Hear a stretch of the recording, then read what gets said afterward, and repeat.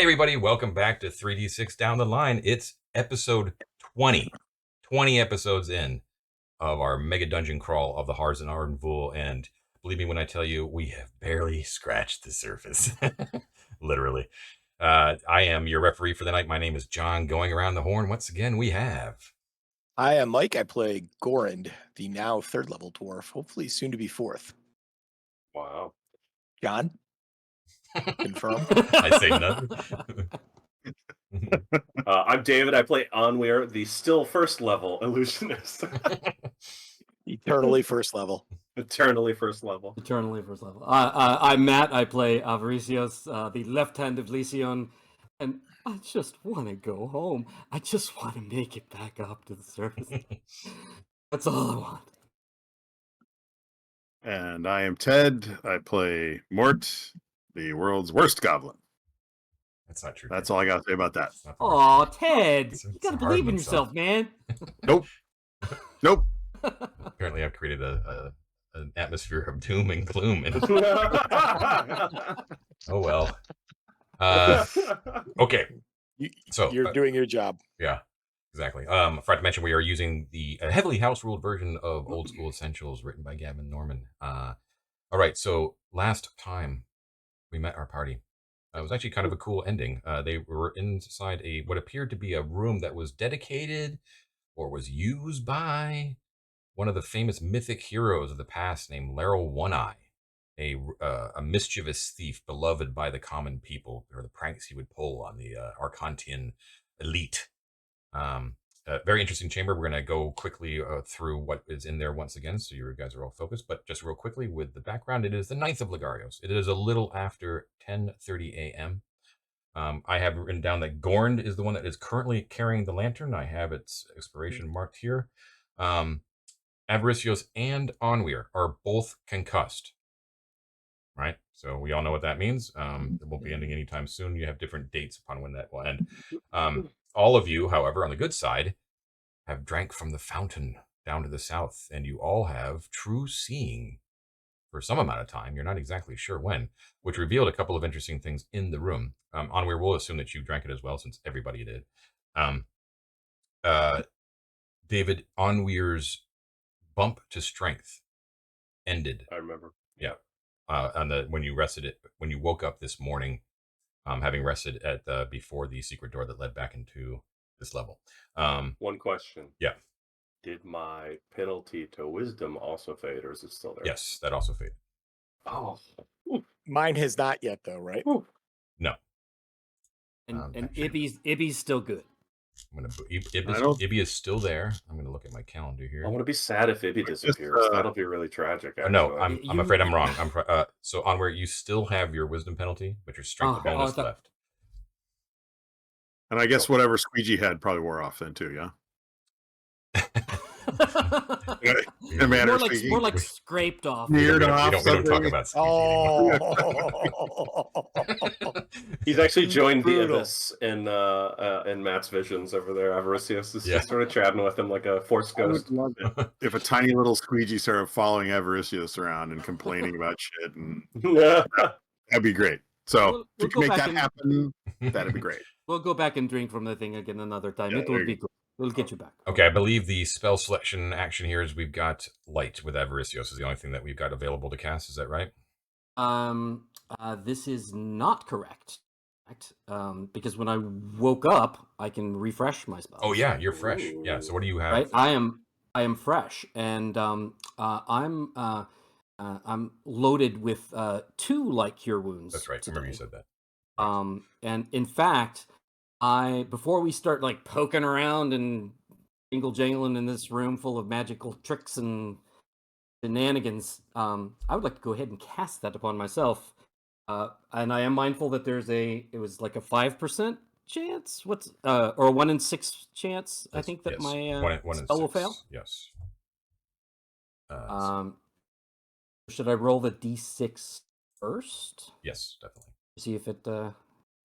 Okay. We got this, guys. We got this. Go ahead. Okay, you're good. Should be good. So we'll go ahead and roll. For light wounds, I believe that is what, 1d6. 1d6 plus 1. Right. it. Good thinking. But I didn't fail. Ooh, That's bad. 4, so that's 5 points. Cool. Where you at now then? I believe that puts me up to 6. Nice. You go first. You go first. Okay, cool. So that's great. Now,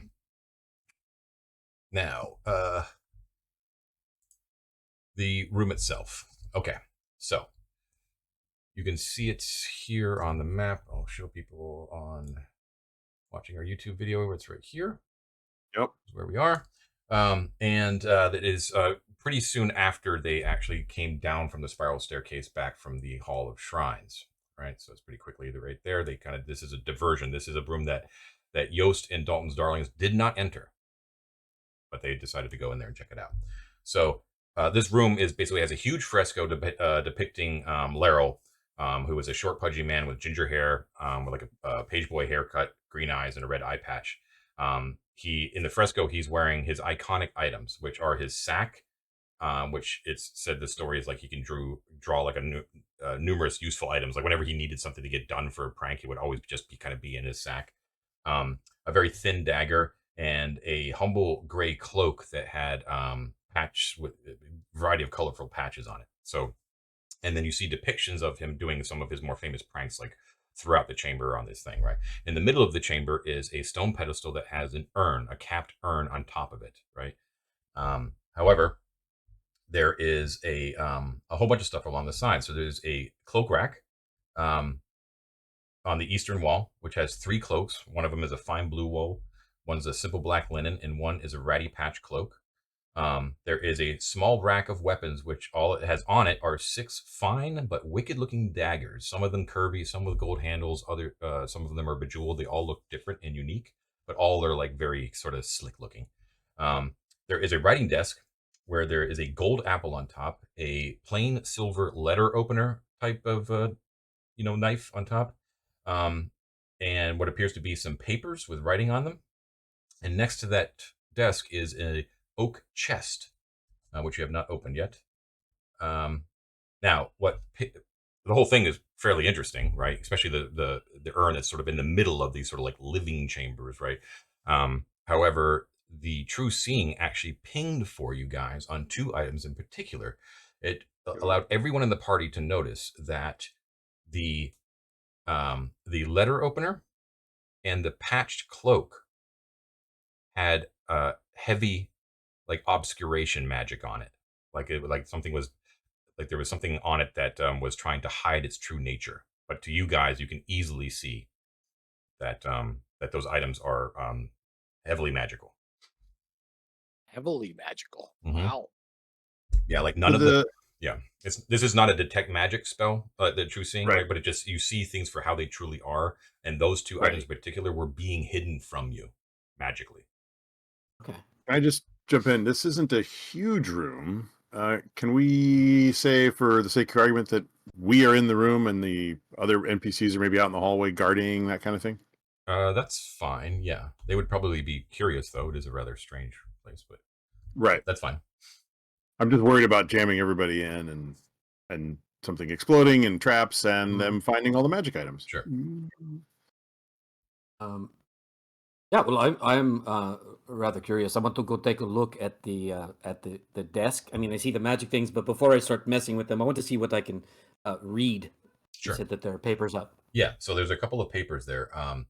There are 3 notes that appear to be written in Mithric, in a rather scratchy chicken scratch sort of handwriting, but definitely Mithric. I don't believe I speak that. So, Anwir, I think this is what you can read, no? I can indeed, and I will. You look over Avaricios' shoulder, Anwir, and Avaricios, you can notice this too, that each of them is signed on the bottom in like a real big flourishy sort of John Hancock sort of style, is like Laryl, right? Like that's like written out, like it's signed. Each one is signed by him, right? The notes themselves, Anwir, although I don't have the exact contents, are all written in Mithric, and they are your eyes sort of widen a little bit wider and wider and wider as you sort of read it, and you guys see Anwir's face turn a little bit red as he discovers that they are actually fairly explicit Love letters. Love letters. Yeah. Ah. All three of them were written to three different aristocratic ladies in the courts of Arkantos, on the origin island of where the empire came from. And what's kind of funny is that it's like, my dearest Evelyn, and then it's like, my dearest Matilda. Yeah, and yeah, basically yeah, it's yeah. like a form letter from that point on. Oh, of course. Yeah. You know, our time together at such and such, you know, just kind of, it's like an ad lib where certain blanks are like filled in with different words, you know. But yeah, he goes into quite great detail about the details of their encounter. Oh. Is that part of form letter too? Is this guy that formulaic? Mort will point out that those are probably highly collectible on the market. Yeah, they seem like they would be this way, huh? Where you can tell that this is not some sort of well, I don't know why it would be in this day and age, but it's not a facsimile or anything like that. It appears to be real ink on real writing. You can't really verify if it's actually his writing, but someone wrote this, that's for sure. So it doesn't seem to be Laryl fanfic. We should. I mean, if this is the case, I mean, these are just papers. We should definitely bring these back. Yeah, what do you guys think this room is? Is this a shrine to this guy, or did he like live here and these are his quarters? Like, what are your impressions? Feels like a shrine to me. I think it was one and then became the other. Yeah, with the urn in here, can't imagine what he was doing involved with temples to Thoth. But what's strange though too is that there's frescoes depicting him and his works like on the wall, right? Like, true. Maybe it's totally just bizarre. I mean, if he was arrogant enough, I would not put it past him to have frescoes of himself on his walls. Well, right. Sure, but this is kind of like going to like a really famous abbey and finding like a shrine to Robin Hood or something in there. It's just weird. It's very weird. You know what the vibe is you get is you know, like when you go to like recreations of famous people's bedrooms, like in Williamsburg or something like that, or in Philadelphia. It gives you that sort of, I'm not saying that's what it is, but it gives you that vibe where it's like, it looks down to the thing like legit, but you know something's off about it. You know what I mean? he's one of the heroes upstairs, so maybe they collected his stuff after he died and made the shrine to him. It would make it's not crazy. That's a really good point, Ted. There might be shrines to every single person in that hall somewhere scattered throughout this area. It's weird. It's weird though that like everything makes sense except the desk with letters on it outside, right? Unless you were trying, like John was saying, unless you were trying to like recreate, this is what his office was like. And here's some of the letters he wrote. The desk actually fits in, right? What doesn't fit in is the pedestal in the center with the urn in the center, right? But you've got a cloak rack, you've got a desk, you've got a chest, you've got a weapons rack. Forgive me, I don't recall from listening to the last episode. Did we get any pings of magic from the urn itself? Once again, like, you don't have to detect magic. The only two things it's showing is that the letter opener and the ratty cloak of the three are being obfuscated, and that's why it pinged your true seeing. Just remember, it does not detect magic; it just detects things that are falsely hidden from you. So if there was something like openly magic right in the middle of the room, wouldn't matter. You wouldn't detect. Okay. Can I walk up to the? Sorry, go ahead, Matt. You're reading the letter. Can I walk up to the urn and just kind of gently tap on it with my finger and see if it sounds hollow or full, or what's sort of the resonance with it? Ashes, man. It feels it taps like hollow. It looks relatively fragile, but it's heavy. He's in there. I think he's in there too. Taps like hollow though would mean he's not, right? What's that? Ashes and a big. I don't know. It's mostly air.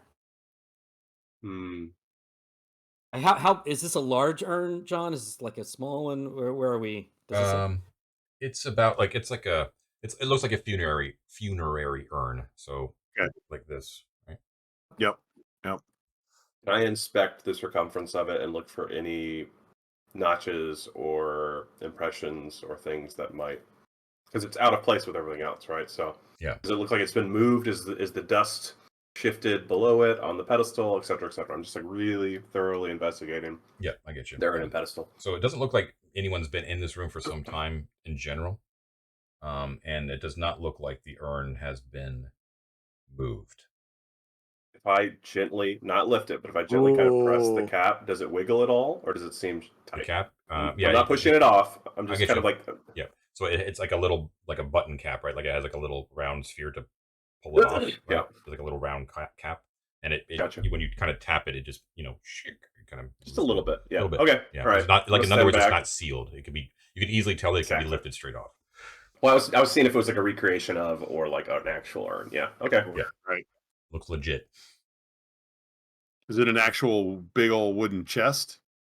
Yeah, so next to Mhm. the desk, which is the northwest corner, there is a big chest, and you can actually see that there is a padlock that is hanging open Uh-oh. in the latch. Well, I think Mort's an idiot, and that's the sort of thing that attracts his attention. I back away from As more we all idiots. know, to our sorrow. Mort will, scratch the old chin there and Everyone's like, "Oh shit!" take the padlock out of the loop. Hey, Mort, before you do that, Yeah? quick idea. You have a pole, right? Do you still have the pole? Well, that's what I was going to open the chest with. Well, you know what? I'm curious even about that lock. Give me a moment, and he just tie. Well, I can't do it with one hand.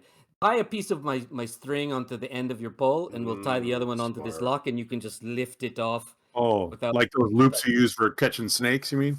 Dude, that's almost as good as the twine on the holy symbol. We That's got to use that on the urn too. I love You got the twine. That's all you need. You just need twine. Twine, baby. Fine, yeah. Always I love bring Arceus' new era as the twine mage. So yeah, make a loop on the end of the pole and hook the lock and pull it out of the loop. Okay, And then I'll say that use that action is going to be like up to now, like a whole turn. yeah. Okay.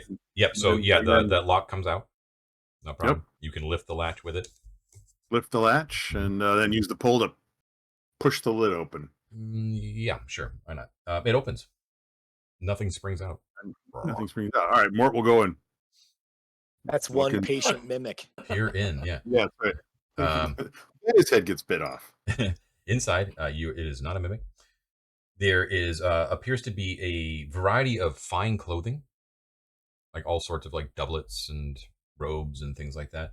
Yeah. There are 3 leather belt pouches. There is a purple silk purse with a gold thread drawstring.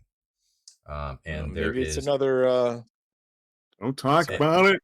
and there's a green stocking cap, like a go to sleepy time stocking cap. The stocking cap, you can see it's bulging a little bit, as if there's something inside the cap. Oh. All right. I'd be really concerned about searching that dude's pajamas. Yeah. When you say chest, I mean we're talking like Like a U.S. clothing- Army footlocker. Like a clothing chest, like what Grandma has up in her attic, full of old clothes. Right. Okay. So easily reached into by a little goblin, not like I have to get a stepladder or anything. Nope. What do you guys think? I think I should get in there, look around. I'll just try you can see what's in there. Just take it out. I'll take out the green cap Okay. and feel what's in there, and if it doesn't feel like it's going to spring out blades, I'll Something take very it out. soft, like Ooh, cloth it's a like purple. inside. All right, it's his underpants. What is it? What's in there? I was thinking the same thing. You drop it out into your hands. It appears to be a shapeless, like small sack, like something that you could carry like over your shoulder. Appears to be, relatively empty. It was just kind of taking up space in the stock, like in the stocking, like it had been rolled up, basically. However, the moment you take it out, Mort, your true seeing pings in exactly the same way. This is being, you are not looking at its true nature. And its true nature is of a relatively sort of, strangely enough, its fake nature looks more valuable than what its actual nature is, which is just sort of like a very plain utilitarian leather sack. So it's a boring thing made to look like a cool thing. That's correct. Yeah, and it's actually more like I would say it's almost like a satchel, sort of like a messenger bag, sort of like it's something you put over your one shoulder and has a hang at your waist, but it's like a small But it's sack all- size. It's all sort of folded up, Yes. Yeah. and if we unfold it, we see that there's a strap Mhm. and a bag with a flap over it. And if we open the flap, we see Inside, so it Yeah. appears to be empty. Reach your hand in without looking, dude, and see if it goes into an interdimensional pocket. Or see if no hand comes back out. That will also tell us something. Yeah, stick your left arm in here. Together we'll be able to clap. Okay, stick your. Yeah, I'll put my hand in and kind of feel around in there. Okay. Do you have something like what do you want? What do you want to be in there? Like, what are you hoping it's going to be in there? Well, I was hoping it was a bag of holding, but other than that, I think a sandwich or something would be good. Okay, so you reach in and you're thinking sandwich, and your hand closes around like 2 fluffy pieces of bread, and you pull it out, and there's like a nice little turkey club in your hand. I don't know what it is, but it's a sandwich bag. I like it.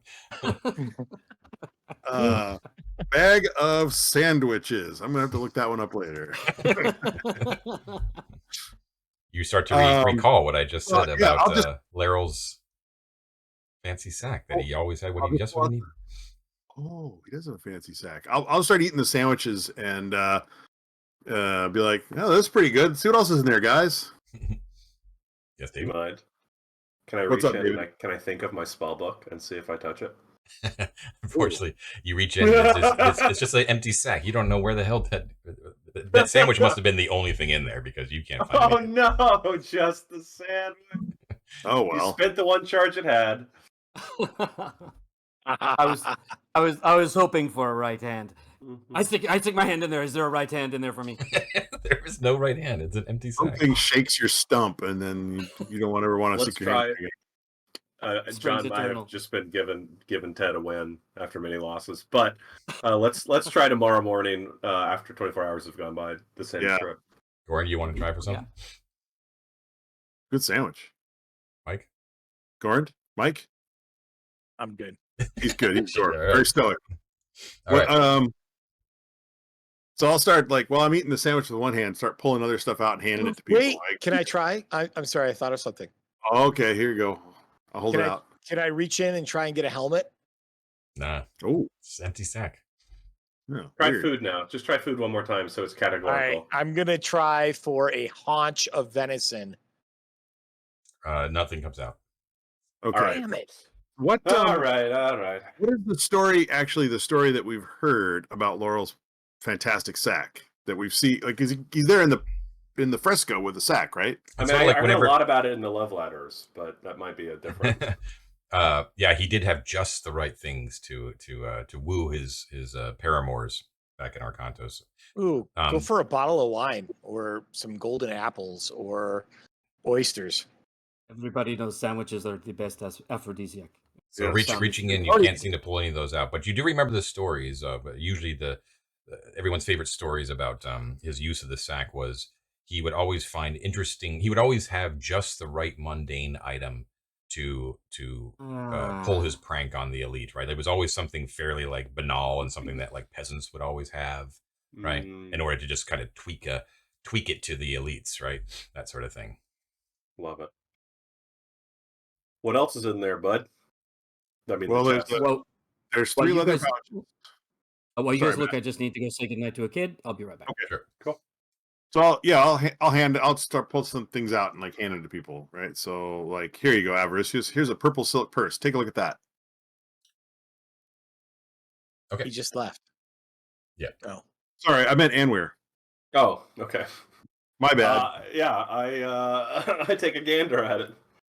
It looks quite nice, like very, very shishi.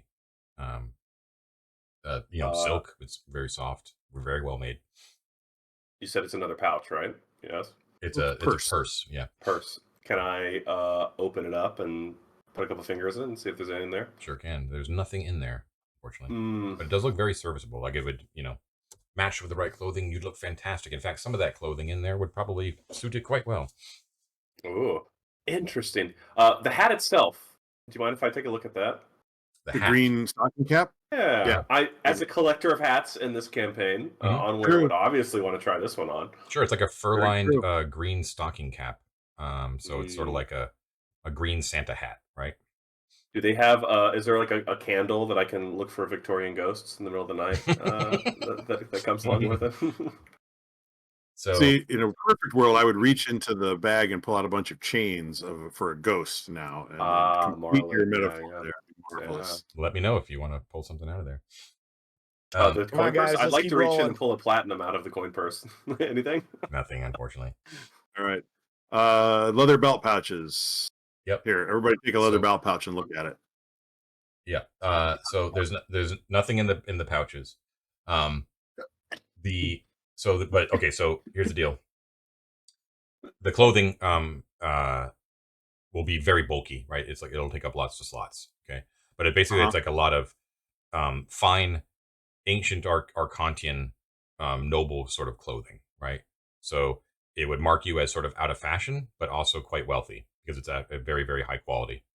So if you wanted it, you could take it or put it on. If you put it on, it doesn't cost anything for encumbrance. But if you want to carry it, each set would take like 2, right? Is there anything goblin sized, or would I just be walking around in ridiculously baggy clothing? Not like a full outfit, but you could find like pieces that you could use, like a belt or maybe even some boots or something like that, right? Fluffy pirate shirt. Yeah, it would just be really super fluffy on you. But if For you what want, it's worth, sorry, go no, ahead. go ahead. Does this strike any sort of memory about Isocritus's clothing, who's also Arcantian? A little bit, yeah. Although, Isocritus or an Axamander? Isocritus, because Isocritus was wearing very, very rich Arcantian clothing. But however, That's what I remember. I you did make a saying, point yeah. of saying that Isocritus himself was actually wearing like the height of fashion, of current Gotcha. fashion. Okay, This is a man who that like makes sense. Yeah, you could immediately tell was even though you only caught like the briefest glimpse of him crossing across the corridor, the way he carried himself and the way that he dressed, like this is a vain man, right. who prides himself on his appearance. But does this stuff match at all with what an Axamander was wearing? Is Laurel sort of the same time period? Yeah. No, this clothing is actually older. It's older. It's older, yeah. So Wow. Anaximander wasn't trying to hide it from you. He was part of Adrianic's expedition. That was around. Don't quote me on this, but it's around 250 years ago. Oh, I thought it was more. Okay, interesting. This is thought we much knew it much more was like- ancient. This is during the times when they were actually worshiping the 10, like the old Right. Egyptian gods. In the for what it's worth department, gang, something we might want to like bookmark in our brains. If we are trying to get more information on Isocritus when we're in town, we could maybe go to a clothier of some sort. That's not a bad If idea. he's this Yeah. vain and well styled, it's possible Yeah. he'd be known as a regular in a location like that. You Something to remember- think about. Y'all also told you too that y'all doesn't like the baboons much either, but Isocritus like detested them, like couldn't stand to be around them. Yeah. And Kind who of like doesn't? Thorin. Which begs the question, like, why Isocritus was spending so much time down there Yeah. with Garolad. Like, it's been known that he was with Garolad. Anyways, back to this room. Well, So you They got get all their clothing out. Is there anything left at the bottom of the chest? No. And No. Secret compartments in the bottom of the chest. Yeah, I want to like sort of use the hole to kind of measure things out, and you want check to the do it depth. thoroughly, and you'll find anything that's there. It'll take a turn. I Mort totally wants to thoroughly check the chest. Somebody else can do other things like that. Yeah, why don't we just to be efficient? Yeah, why don't I can check see if there are any drawers of the desk. Okay. Give me 1 second. I think, tapping on the chest and measuring the interior versus the exterior, and move it to see if there's anything under it. It's like hiding a trapdoor, that kind of thing. Yep. Um, Okay, so it takes a turn. You do not find anything that appears to be like a pretty mundane chest. What were you searching for, Avaricios? I was checking in the desk. I assume that there are drawers, like the long thin one, and like the desk drawers. Yeah. So there is nothing in the drawers, but other than everything that you find basically is you find the letters. There is a gold apple.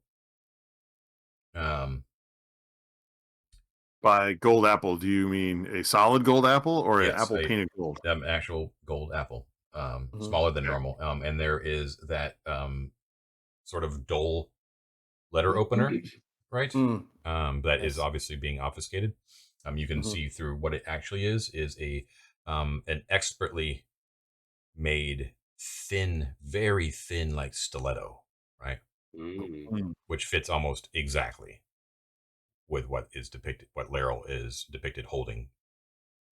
Gotcha. Is there like a blotter or something on the desk? I just want to kind of like roll it up inside of something without touching it, because stabby things, they're not really my thing. Take some of his underwear, some of the stuff that you took out of the chest. Yeah, Oh, you can sure, do that. yeah. That's fine. Yeah, toss me some panties and I'll wrap it up. How about That's a fine. nice silk shirt? Okay. Oh, So it's okay. if you're but, taking yeah, stuff, you're- it requires inventory. Okay. So the dagger is one, right?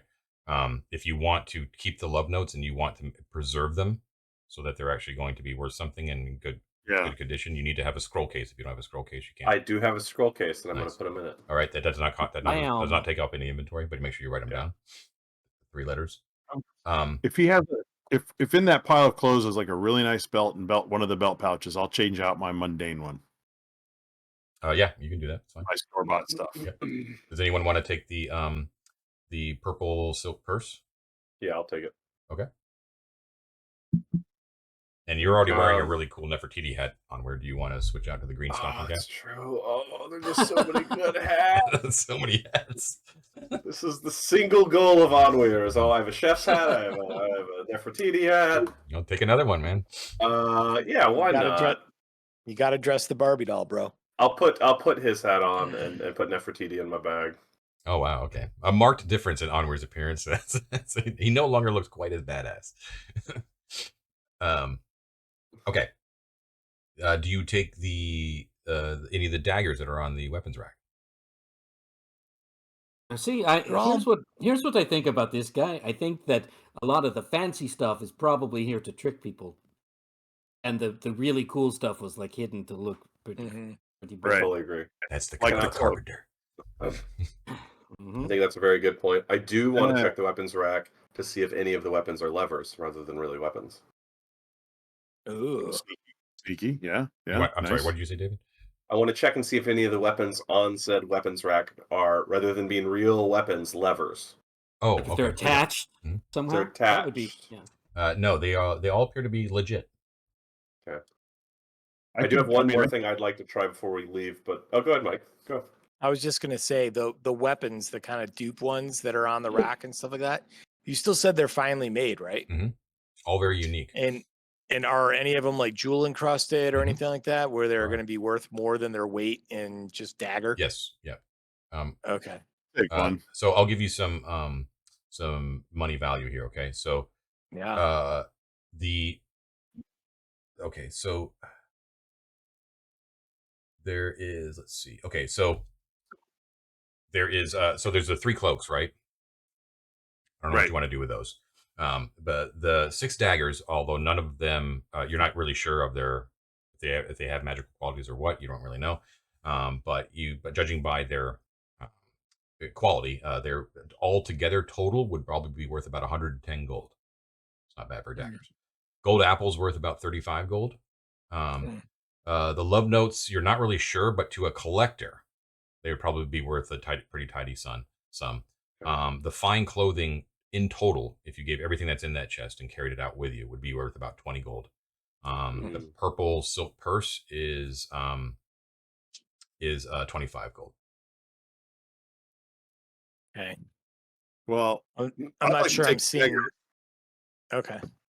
Because I don't have one, and you never know when a knife might be handy. I just have a sword. So, John, I try to dwarf the daggers and find the most expensive one to give to Mort.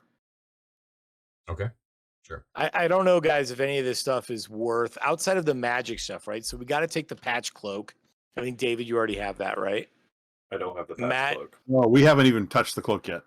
Oh, okay. I thought that was one of the items that was said it was being obfuscated, right? It is, yes. Yeah, but we haven't looked at it yet. You know what? Here's the thing. Like I can't, as a cleric, I can't even use bladed weapons. So maybe Onweir, do you have a weapon? Would you want to? I'm currently holding the sling with 20 bullets that we found. Right. And that wand. I don't know. I mean, theoretically, yes, but I think I'm going down to like 60 movement speed at that point. So Well, let's just tell the NPCs too. Hey, look, these daggers are worth something. You guys should take them. take it as payment. Right. Yeah, Pass them out. I mean, You know, take it as part of your share. They like them. They're like, It's a "Oh, great these are idea. Pretty sweet. Even Trusty can we use found those." some stuff. Here you go, guys. Yeah. Can we take a look at the Okay, and patch then- cloak, John? Yeah, Yes. we need to do that. So the cloak is like it's ratty and hooded. It's covered with patches of different fabrics. So it's like a cloak of many colors, right? Basically. Yes. And the obfuscation on it, can we tell what it's trying to look like versus what it is? Is that what the true seeing is telling us? Actually, yeah, that's true. The actual appearance is that what I just told you. Okay. It's what it's appearing as is It's a patchy cloak. yeah, just like kind of like a ratty cloak, but this like, underneath it's like this kind of it's ratty, but like well used, but like vibrant with colors and patches and stuff like that. Can I Right. fasten it on and see if anything happens? You want to fasten it on? Sure. So Strangles them.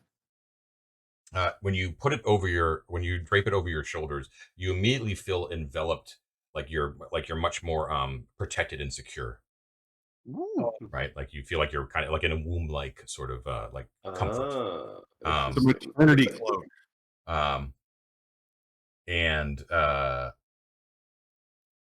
everyone else, whenever you're sort of looking at Onweir when he puts it on, he seems like not as standoffish as he usually is. Like he just looks like he Hey, looks I got more. 16 charisma. I don't know if you're talking about standoffish. That's true. That's true. Yeah. Well, if it's People even melt when possible I to enter be the more, room. I should say like I kind of picture Onweir's high charisma as more like I know, me too. Yeah. but more like what am I trying to say? Like intimidating or like awe-inspiring sort of thing. You know, like this what makes Onweir seem more approachable. Right. Interesting. We want to have a beer with Onweir. Yes. Yes. Exactly. Yeah. You know where there's beer? Above this dungeon, up on the surface. Out of man. here. Get out of here. You just feel like you could talk with Onweir about your problems. That he definitely looks like the kind of guy you want to have a drink with. I walk over to Gorand and put my hand down. Okay, there's his shoulder. Hey, do you have any issues? How you feeling? Has the dungeon really gotten to you yet? Or if you need a pep talk, I'm always here, pal. Humans are creepy. John, I'm actually just because of space limitations, we'll come back for the sleeper's cap. I'm gonna stow it back and put my Nefertiti hat on. So Okay. I'm worried. Okay. You've got a magic charisma cloak, and you wasted on the dwarf when you could have gone out and said hello to Jost, man. What do you? Listen, we'll see. Oh, that's true. Ooh, I'll say Right? hello to Jost when no one else is around. All right, this is. Oh, Yeah. all right. I do want to do one more thing before we leave, but I suggest maybe everyone else being out of the room when I do it, and using the genius of Matt, if he will permit. I'd like to try it with the twine, which is to Take the lid off. take the lid off of the urn, but do it from a distance. Yeah, before you do that, there's one last little thing. I'm looking at my inventory. I've got the little bag of marbles. I've been saving this for a special occasion. Ooh. But that golden apple looks really good. Ah, I'm gonna do the Indiana Jones. yeah. I love Sure. it. Nothing happens. Looks You good. take the apple. You're good. I Alright. say goodbye to my never Yeah. used bag of Right marbles. next to it is that letter opener. You guys have not done anything. Oh, with did that. no one take the letter Oh, opener? no, I took He it already. totally took it. Matt, That's what he Matt wrapped took up it. in He silk. wrapped it in the silk shirt. Oh yeah, I'm sorry. Wrapped I it totally up. forget. Wrapped it. My bad. Yeah. Okay. All right. Let me just. All right. So yeah, let's all get out. Oh wait, no, he's doing the urn, right? Or no? Yeah, but I was Yeah, looking we're gonna at get We out all so get I out, can and do he the does thing. the urn with his 10-foot pole Gotcha. thing. Okay. I think it's smart not being in the room when he does it. Makes Okay. sense. All right. So you're gonna lift off that urn. Okay. I need you to Onweir. Roll a new Actually, no. character. So you lift off the urn and you just hear like a little kind of like a very almost you almost don't hear it, but just like a slight like exhalation of air, just like a Avaricios. I need you to make me a saving throw versus spells, please. Okay, What? here we go. Because you've got the dagger, maybe, or the Maybe. apple. Or the And I apple. need you one of the to two. make it at -3. Oh, ouch! All right. Even so though he's my, outside of the room? my Oh my God. save versus spells is 15. Okay. So you need to get an 18 or higher. Oh boy. Okay. Goodbye, gentlemen. Here we Is there go. anything in my sack that will help him out with that? He's about to Good become Larry, by the way. We're gonna have Larry with us for the rest of the campaign. Oh, that's a we natural go, one. we go one. I mean, it was so Ouch, close. Okay. Oh my god. Okay. Okay. I'm sure it's fine. I'm sure it's It'll fine. be fine. Don't worry about it. I'm sure. Nothing. Okay. John's just not gonna say what happens. Oh my god. Oh man. All right. So, Avaricios, you inadvertently like suck in, like you don't really know why you do it, but you inhale something like very quickly. You're just like like a little like a hic, right? You know what I mean? There's like Well, these things happen. Sure. yeah, and there's a slightly just sort of like metallic taste in your mouth after you sort of after you do that. You everyone else kind of sees like Avaricios sort of like lick his lips real quick and sort of frown a little bit. Uh-huh. And you can't help but like look around Avaricios, and everything you're looking at, especially with this heightened vision of yours, everything looks like a potential for mischief. Like you're like if I sort of like tap that urn over, it would probably make Onweir jump out of his socks, and and you're like, oh, I could sneak right up to Mort and just kind of, yoink his pants down, and it'll be hilarious. The goblin noblin would come out. You don't want to do that. And what these would things be really funny. I mean, if he's like carefully poking with the pole, to kind of sidle right up behind him and give it a. Oh my god! Yeah, exactly. Yeah, it's so true. And you know what? And it actually, the more you think about it, the more this seems like the right thing to do, because if anything, Lycion being the god of revelry and It would almost lighten be the mood. It would be like a holy act, really. It would lighten the mood. Absolutely. Yeah. So you are not bound to do these things, of course, but they're just in your head all the time now. And you see Ibby looking at you, and her like their little beak, she's just sort of nodding at you, like, yeah, not back. Oh no. Well, He that's got amazing. possessed by that annoying guy in your frat. Yeah.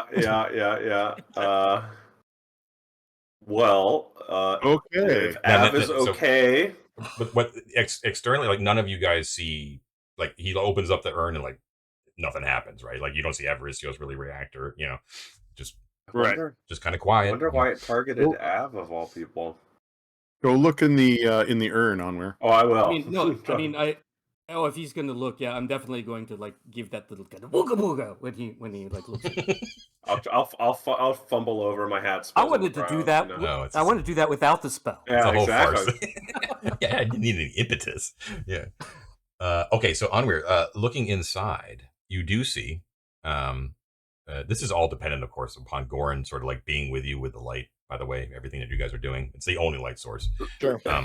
The inside you. Yeah, that's my lantern, by the way, right? Yes, that's true.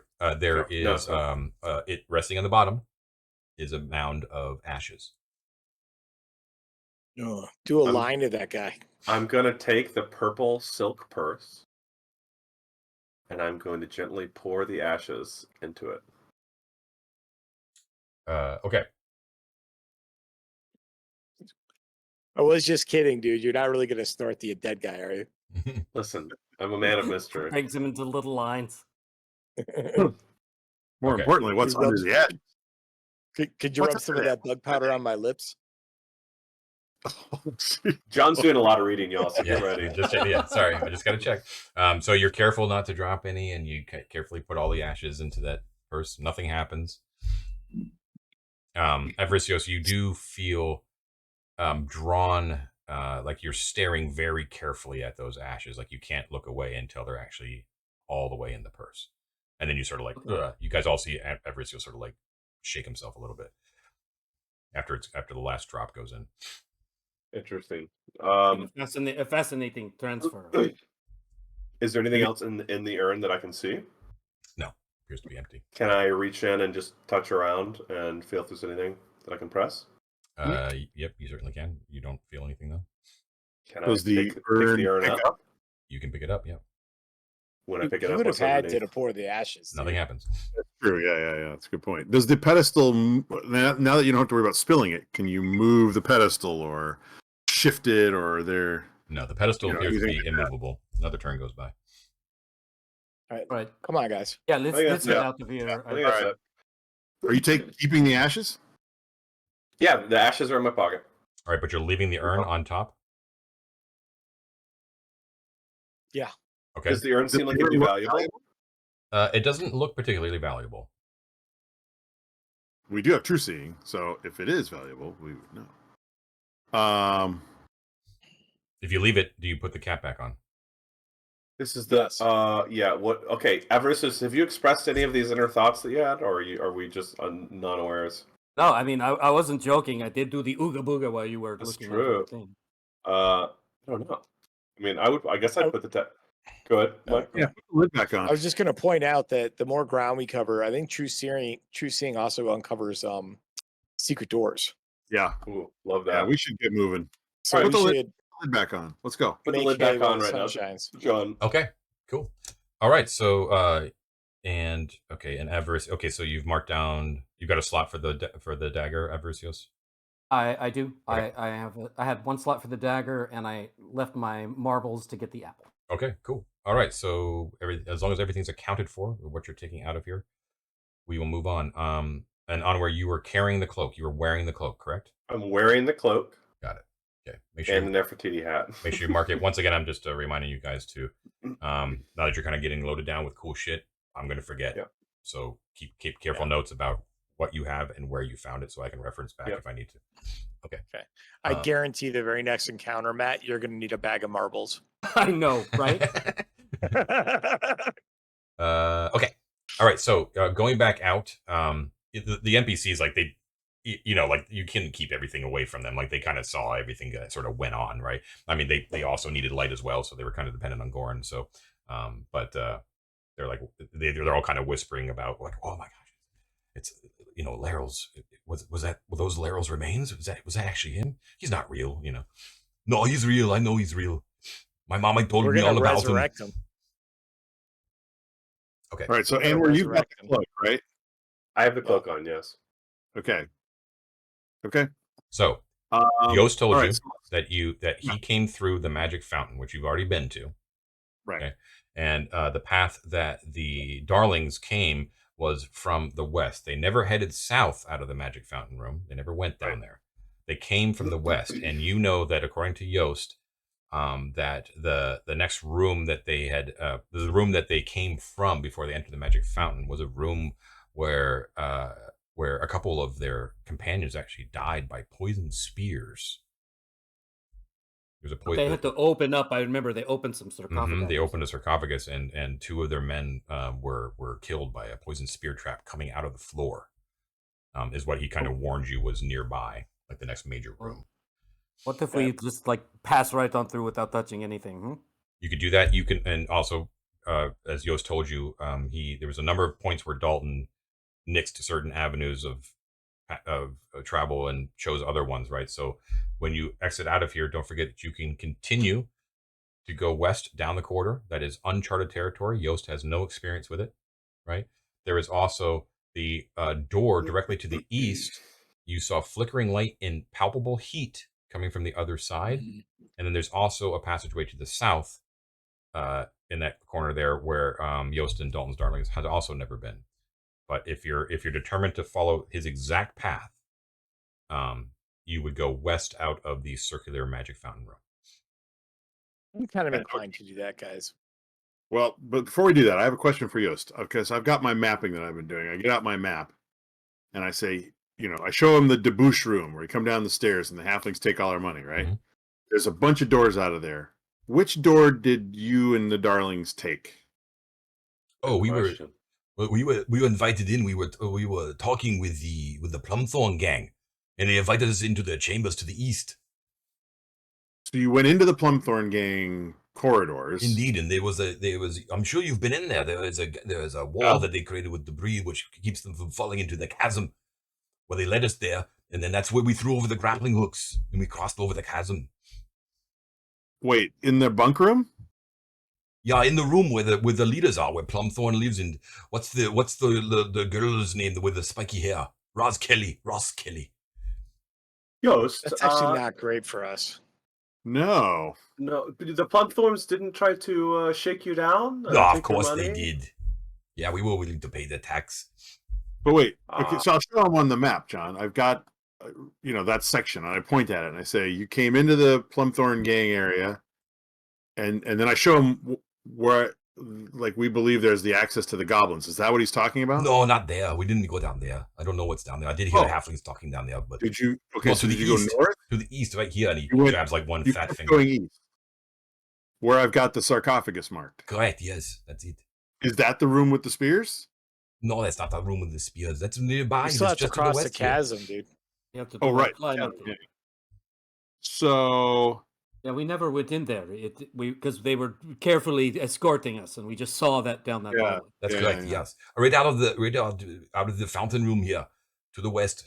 It's only about like 50 feet or so. You turn around the corner and then you enter into the room where there's 3 sarcophagi. yeah. So what I'm wondering, guys, is if you want to maybe avoid the Plumthorn gang, like maybe we don't want to retrace that route. Maybe we take this northwestern corridor and try and connect up with That northeast corner. I Yeah. agree with that. I mean, however we go, to get to that stairway that goes up, they're going to see us no matter. It's I'm more thinking of I don't want to just show up in their lair.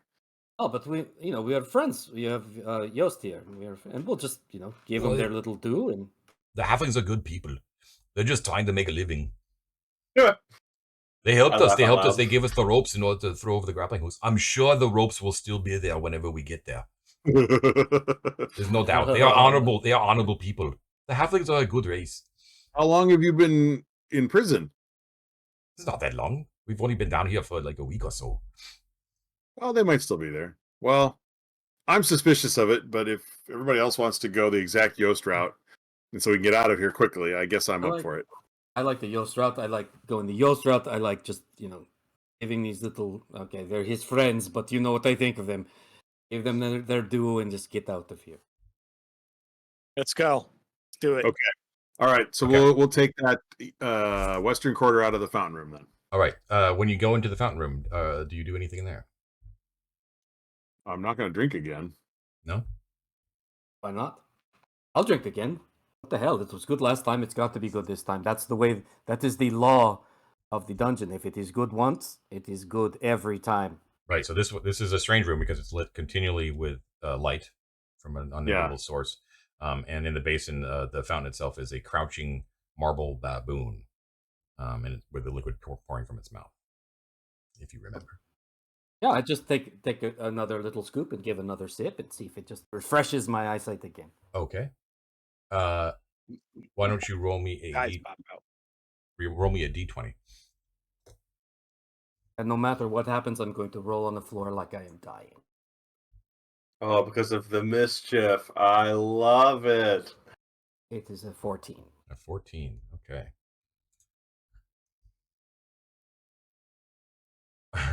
Okay.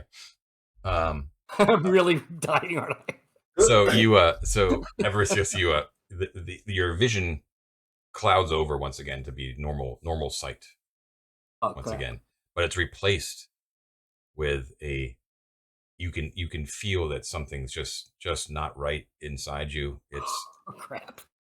something has gone horribly wrong. You feel immediately nauseous, and you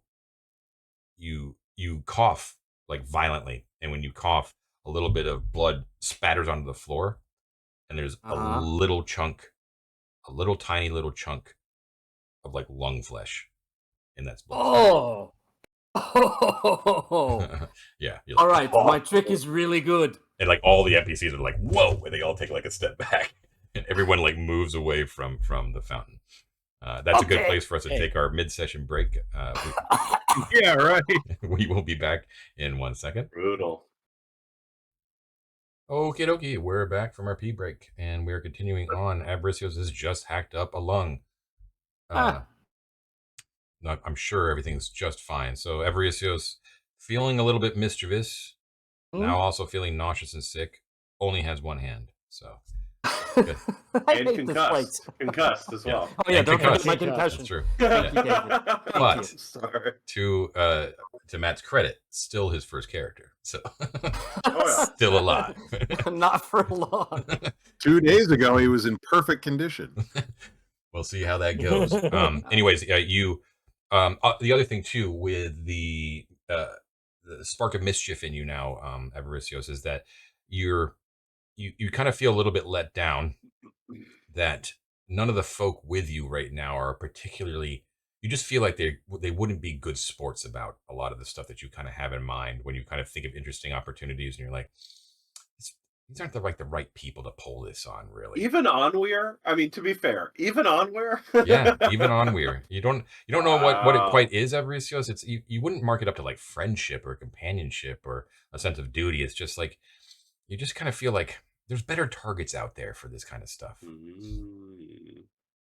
Okay, but you've got more think pressing my problems gifts, right now. My gifts would be wasted on these. Uh, Pearls yes. before swine. Yes, exactly. Chunks of lung before swine, if you will. Yeah. Okay. Does anyone else like to take a sip from the fountain? Please, it's I'm good. Anyone? It burns a little going down, but once it's down, it. All the NPCs are in shock and are just looking at the pile of red, wet meat that is just got expelled from Avaricios, and they're like, "Fuck no." Hey, Jost, what gives, man? I don't know. When Helga drank from it, she felt fantastic, and I can still see everything very clearly. Yeah, Okay, well, Helga's a liar. we should Can't keep stop. moving. I'll Are you take okay a to drink. walk? Why not? No, seriously, don't do it. All right. No. Don't you have one hit point? We only rolled once for that true seeing thing, and it affected everybody. Oh. We did not all each individually roll true seeing. Do not drink. Maybe it resets every hour or something. I don't know. David, you just say the No. word, baby. Don't do it. We'll move on. David hates All right. it. He hates it so much. Are you okay? I hate it so much. I like that water looks so succulent to me. Okay. So do you Did head Avaricios- south or do you head west? We head west. We're- Is Avaricios capable of walking? Yes, he is. Okay. Okay. So heading west, Yost is like, yes, this is the way that we came. So the hallway to the west heads down for 40 feet before it hits a T intersection heading both north and south. Okay. Yes. Creep up to that intersection and Yeah. So it's like we didn't go to the right. We came up from the left there, down to the south. You can see, and he's like, go and shine your light down there. You can see it opens up. I shine the light down there. Yep. After 10 feet, it opens up, and you get into a larger chamber where you can definitely see that there are a couple of you can see at least one sarcophagus down there. Do you want to go What's down to there, the or do you north? want to go to the north? Well, I want to see what's north. Can we see anything? So yes, Yeah, to the north, the passageway goes for another 10 feet before it hooks to the left. The passageway hooks to the left. Correct. Just straight up turns? Just straight up turns, right angle directly to the west. Okay. Once again, Arcantian, fine masonry, peeling plaster, unrecognizable frescoes. Well, if we're sticking with our plan to go with Jost's route, I guess we go south. Okay, heading south, Okay. like I said, it goes for 10 feet, and then it opens up into a 40 feet east to west by 20 feet north to south rectangular chamber. You're coming in from the northwest side of the northern wall. Northwest side. So You got it. Yep. And they're in the center of the room. I should say, I'm sorry, across the room on the southern wall, about 20 feet in from the west, there is a natural, narrow tunnel that exits out of the chamber, heading directly south. something like this. You got it, Ted. Well done. Yeah. Okay. Okay. All right. Now, in this room, and basically, Goran, you're sort of leading, but Jost is like right beside you, or right behind you, and he puts like a hand. He puts like a hand and he grips your shoulder like real tight. He's like, "Wait, be careful." And he's like, "Look," and you see he kind of moans just like a little bit. He's like, "Oh, I forgot," and you Oh boy. is like a moan of like remembered sadness, basically. So Right. in the middle of the room, there are spaced evenly in the middle of the room. There are 3 sarcophagi. And the one that's directly in front of you, the furthest west one, the lid has been shoved off. Okay. There are right near that sarcophagi, the one where the lid is off, there are 2 corpses on the ground. And Yossi's like, that's them. That was 2 of the men that we hired back in Gostawick. There's Cantor and Framington. They dead. Look. And you see that there are their bodies are like sprawled out, and you see that they have like 2. Each one of them has like a massive puncture wound that is like right through their breasts. Which sarcophagus did you say? The far eastern one? The westernmost one. The one that you're the one that you're right near. Like he's like he's like pointing right over Goran's shoulder at you guys. He's like, now look carefully in the floor there. And you can see that evenly spaced all around the floor are actually relatively large holes. They're probably about, I want to say about 2 inches diameter, right? And they're dotting all in the floor, all around.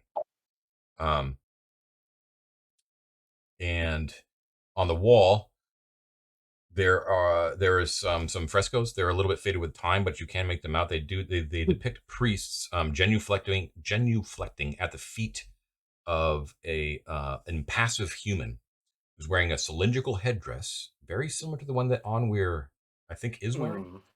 And that human wearing the headdress has his left arm pointing forward with his other arm down at his side. Okay. And so, Jost, Now when you guys... Go ahead, Mike. No, it's okay. Well, I was just going to clarify. They guys opened a sarcophagus, and the things shot up out of the floor and killed them. Yes, they got too greedy. It was okay. Actually, when I think about it, it was Dalton's fault. He told them to open them. They were hired men. They did what they were told, and the spears popped out. They got them. That Dalton, huh? Man, that Dalton. I would like to, John, now that he's pointed out the traps, right? Mm-hmm. I want to try and see if there's corresponding traps in the walls or the ceiling. Are there any levers that might indicate a way to deactivate the trap? Sure. It was when the sarcophagus was removed, right? When the lid spears came out. Yes. He's like, when they moved it off, retracted. all of the entire floor erupted at the same time in spears. It is not located just around the ones. Room. The entire room, the floor, but nothing came out of the ceiling or the walls. Question, Jost, or John, actually, is the lid off of the sarcophagus still? Mm-hmm. The one. Mm-hmm. Would it not be covering the puncture faces of a couple of these spears? It is, yeah. So are the bodies. You want to take a peek in that sarcophagus? That's a really good point. Well, hold on. I would like to, for a second, I finish my thought. I would like to go to the open sarcophagus and see if I can find the mechanism that when the lid is removed, it triggers the spear trap, right? Should be visible. Maybe we should clear out of this room before you start poking. And I'm not touching anything. I'm just looking on the inside of the sarcophagus for the mechanism that triggers the trap. And I want to clarify that these spears don't like come shooting out. They they spike up and then retract. I assume so. Well, actually, he would know. Yeah, because they looted they didn't. They looted the bodies. What are they gonna do? They're adventurers. I'm not gonna pussyfoot around it. That's what they did. Also, if the spears shoot out and stay out, we'd see them. Correct. Right. That's what I'm clarifying. So is this trap reloaded? Is what I'm getting. That's correct. Jost. They witnessed it. They, being adventurers with henchmen, basically told the henchmen to go in and take off the lid, while they stayed back. Right, classic sort of thing to do. And henchmen got fried. They waited, and the spears retracted, and they looted the bodies and moved on. That's the Luigi never would have done that.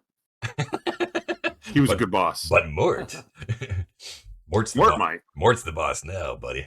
Mort's the boss now. That's right. Okay. Okay, so So, Mike, what's your Goran, plan? you do indeed my see go ahead. when you get up to that sarcophagus, poking around, that there is a catch along the base of the western side of the base of the sarcophagus on the outside. That looks like it was yeah, it looks like it's like a latch or like a pressure plate sort of thing. I don't know exactly what it is, but it's a catch. Gotcha. Do I see a way to that I might be able to disengage it from the outside of the sarcophagus? It looks like you probably could. It would take a turn. Like, would you To slide? disengage the ones on the sarcophaguses that are still closed.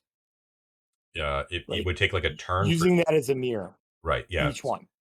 If you're assuming that any sarcophagus would trigger the entire trap, and so therefore you would have to disarm all 3 of the catches on all 3 sarcophagi, assuming that there are ones on each one, it would take 1 turn per sarcophagus. Yes, David. Go ahead, David. Put a ball in. Someone has a 10-foot pole, yes? Yeah. These sarcophagi are not more than 10 feet away from each other. Nope. You could stand inside of one of the open ones, fully shielded from these traps, and push the center sarcophagus off the top of it, trigger the trap, repeat. Fairly safely. And I would be willing to try it if you're not. But I think that's maybe easier than accidentally triggering it, like by picking at it, right? Like on the thing itself. So I think like they're both really good ideas. getting really in good the thing and pushing, I think is the way to try it. Or well, let's ask Jost too. What did the guys have on in the sarcophagi? Is this even worth our trouble? I know. I mean, we're fully loaded already. I mean, we'd have to be like ditching stuff to replace stuff. We didn't even look. We just got... I could have sworn before we left that we saw something in there, but we didn't want the risk that the trap would be triggered again. So we just. Goran, I'm pretty sure. Sorry. Oh, good. Goran, I'm pretty sure it says a belt of ogre strength here, written on the side of that center. Yeah, man. I'm in. So maybe you'll find a sandwich. So the body is still in the sarcophagus of the priest that they never bothered to search. Are you going to look into the? You haven't told me you looked into the sarcophagus. You were sort of checking the exterior, and you found that catch. That's where we're at right now. Oh, You yeah. should I'm look. definitely going to look inside. Yeah. Okay. When you peer over the edge of the open sarcophagus, you see that inside there is a mummy that is laid out, ceremonial position, and let's see.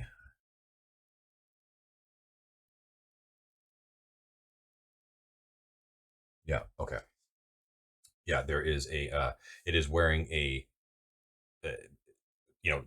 wrapped bandages and all that sort of stuff. You can't tell any features at all. However, draped across its neck is a beautiful jade necklace, multiple pieces of jade.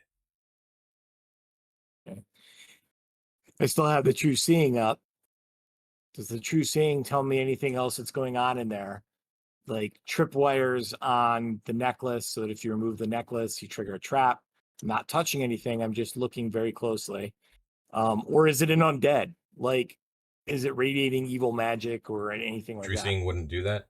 It's only if, Okay. if something is not what it seems, it would reveal it. But everything seems to be exactly what it is on the surface. Yeah. I relate to the rest of the group what I see in there. So, can you tell the relative value of that necklace? Can I, John? Yes, you can. Let's see. Let's see. How would I? And more importantly, how many slots would a necklace take up? And if it's worth more than one slot full of coins, then the math is obvious. A necklace is not worth anything. I mean, not worth a slot. It's definitely worth something. It gives me a range, and I'm trying to figure out mathematically how to do this with dice. The high range, obviously, John. Just look at maximum value. I think everything is always default max. Yes. I mean, a slot is what, 100 coins, John? Except for damage, that's always default minimum. We should know that John's been doing default max damage on us this entire campaign. Obviously.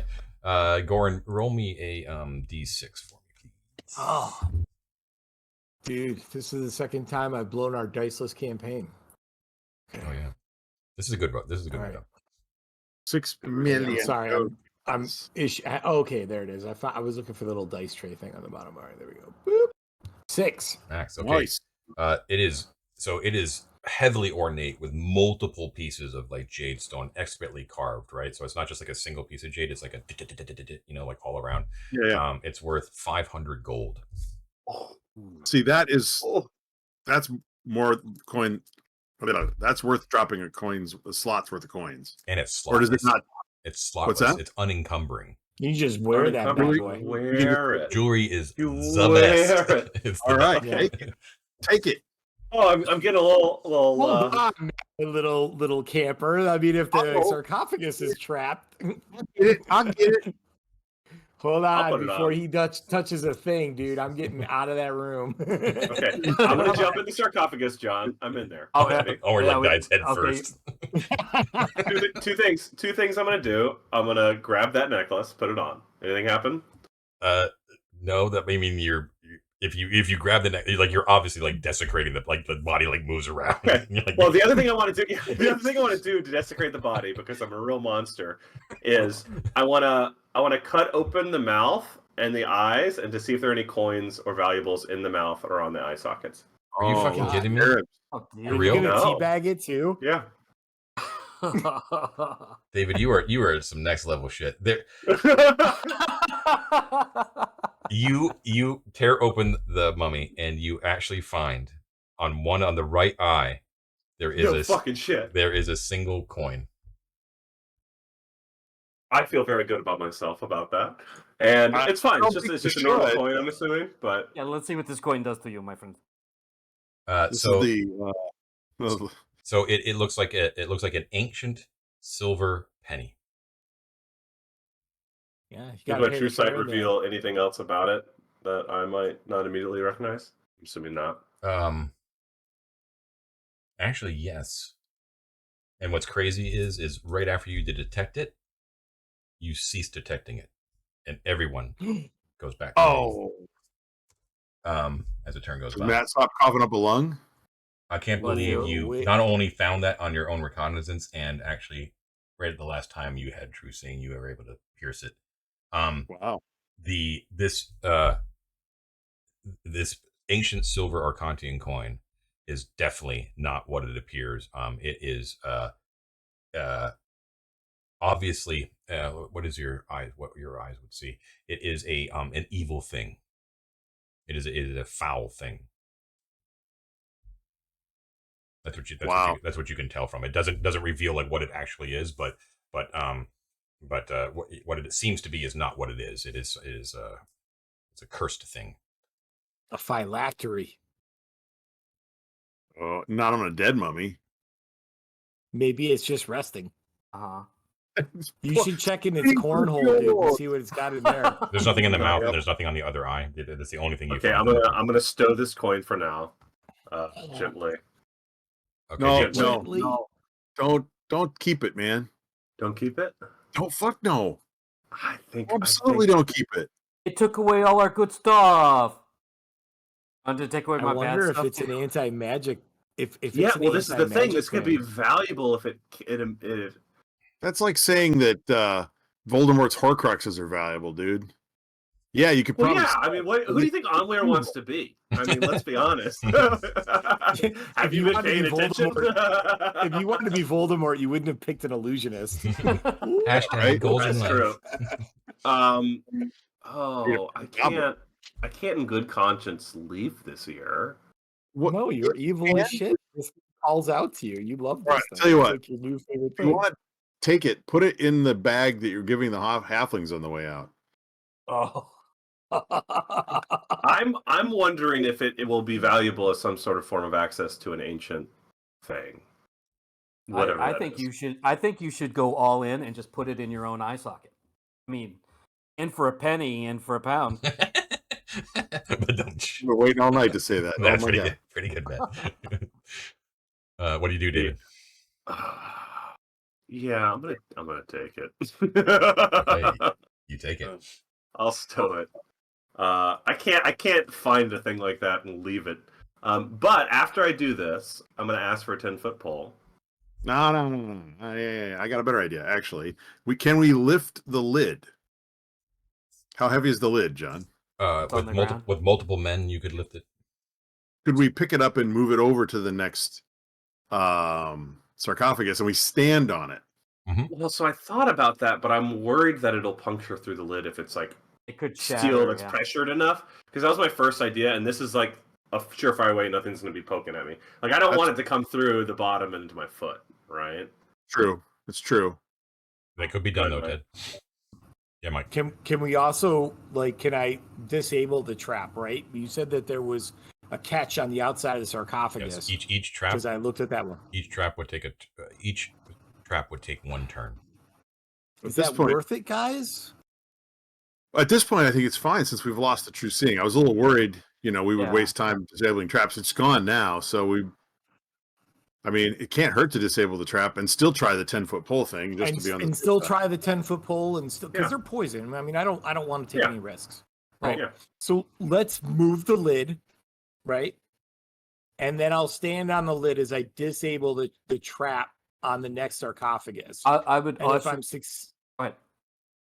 if I'm successful there, then we can push that lid off and then stand on that lid to disable the next sarcophagus. Yep, that's fine. I think if we add in the pushing of the lid for you to stand on each one of these things, I'm going to tack on one extra turn.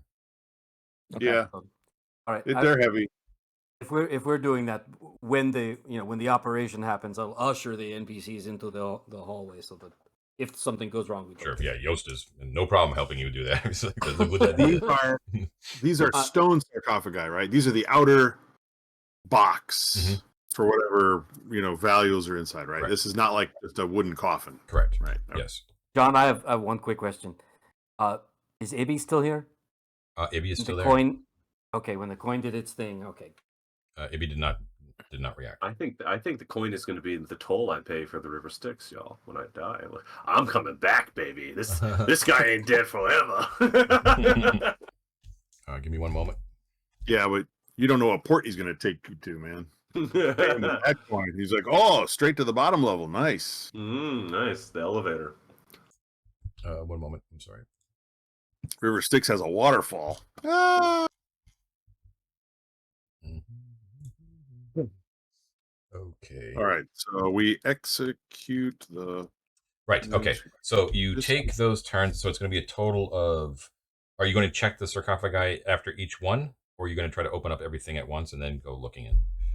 I think we should. It's like one at a time, right? One at a time in case they come to life. Yeah. One at a time. In case something comes out and wants to eat us. Okay. So you open up you drag the lid over. Goran, you stand on top of it. You disarm that trap. Takes a little engineering know-how, but you're a dwarf from Kazaldor. Nothing for you. And you disarm that trap. Nothing happens. You're okay. Yeah, David. David's itching to say something. Just real quick. I'm going to stay in the sarcophagus I'm in. Mm-hmm. The first one. And I'm going to express to you guys that should one of these guys jump out of it, run, and I will trigger the trap in the sarcophagus I'm in to try to spike the mummy. I mean, that's good. Remember, I can also turn them, so. That's true. But yeah. I'm just thinking in case that's good. Caught the rule is if it jumps up, we run. Me and Jost and Goran run. Yeah, so I would do that. I would make sure that I'm in that kind of the entranceway to the southern passage, which is that's the way that he came in, right? So if we turn the thing, it'll go the other way. So we. Yeah. Okay. So, got it. So, Goran, who's moving the sarcophagus lid off? Are you doing that, Goran? Me and Goran will do it. Heavy enough that it'll probably take two of us to do it, right? Yeah. I'm a strong. Basically. You're way stronger than I am, dude. So yeah. Right. Okay. So you start shoving the lid of the sarcophagus off when all of a sudden it's yanked out of your hands and moves seemingly of its own volition in the same direction that you were pushing it. It goes and it bursts out, and then two skeletons actually rise up, with blackened bones. It looks like, and it's strange and obscene because they actually seem like they were wrapped around each other in like a lover's embrace as they sort of like rise up like Dracula, just sort of like erect, separate from each other. As they do, they explode outwards, and exploding outwards from their two bony bodies are like silver coins, just sort of like a ping, ping, ping, ping, ping, ping, ping, ping, ping, and like hit on the floor. And you see that, strangely enough, one of the skeletons actually has a wrapped piece of parchment clenched in its jaws, as they lunge for both Gornd and Mort. You guys were very aware of like potential danger, so you are not. I mean, it's awful and horrible and shocking, but you're not surprised. Not at all. Yes. Run. All right. Well, I think it's an initiative roll, right? We don't have a chance to do anything before that, right? That's correct. Yeah. Okay. Well, did anyone have anything ready to fire? I don't think anyone did, right? I mean, I'm ready to hit the No. trigger, but I'm not going to do it when I'm standing there, unless you're on top of the cap. But it's fine. Yeah. I mean, I was ready to do a turning, but I don't know if that can just go off or if we need to roll first. Did you say that you were actually preparing to turn? He did, yeah, that was his whole. That was my. That was said my he whole would turn plan. him if something came out. Yeah. Okay, so I'll buy that. That's So why I moved into the south. Yeah. that's cool. All right, so I that's fine. Onward, if you want to do the catch, and Avaricios, if you want to do turn before we roll initiative, you can do that because you were prepped for that, and that can go off. Okay. So go ahead. Let me know who does what first. Do that. Okay. Matt, go ahead. Yeah, I will turn. So that's 2d6. Yes. It's all because Mike had to roll a die before, isn't it? Now we're gonna roll some dice. Give me 1 second. So actually. that was. Let me get the screen up here for dice. Avaricios. Okay. Okay, go ahead. All right. Okay, here's the first one of 2. Oh, there we go. It total is 7. 7. Your level is 3. I am level 3. Okay. Let's see. And then you have to roll again. Determine the number of HD affected. Okay. So yeah, roll 2d6 one more time.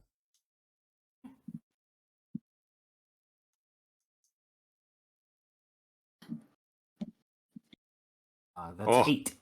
Oh, okay.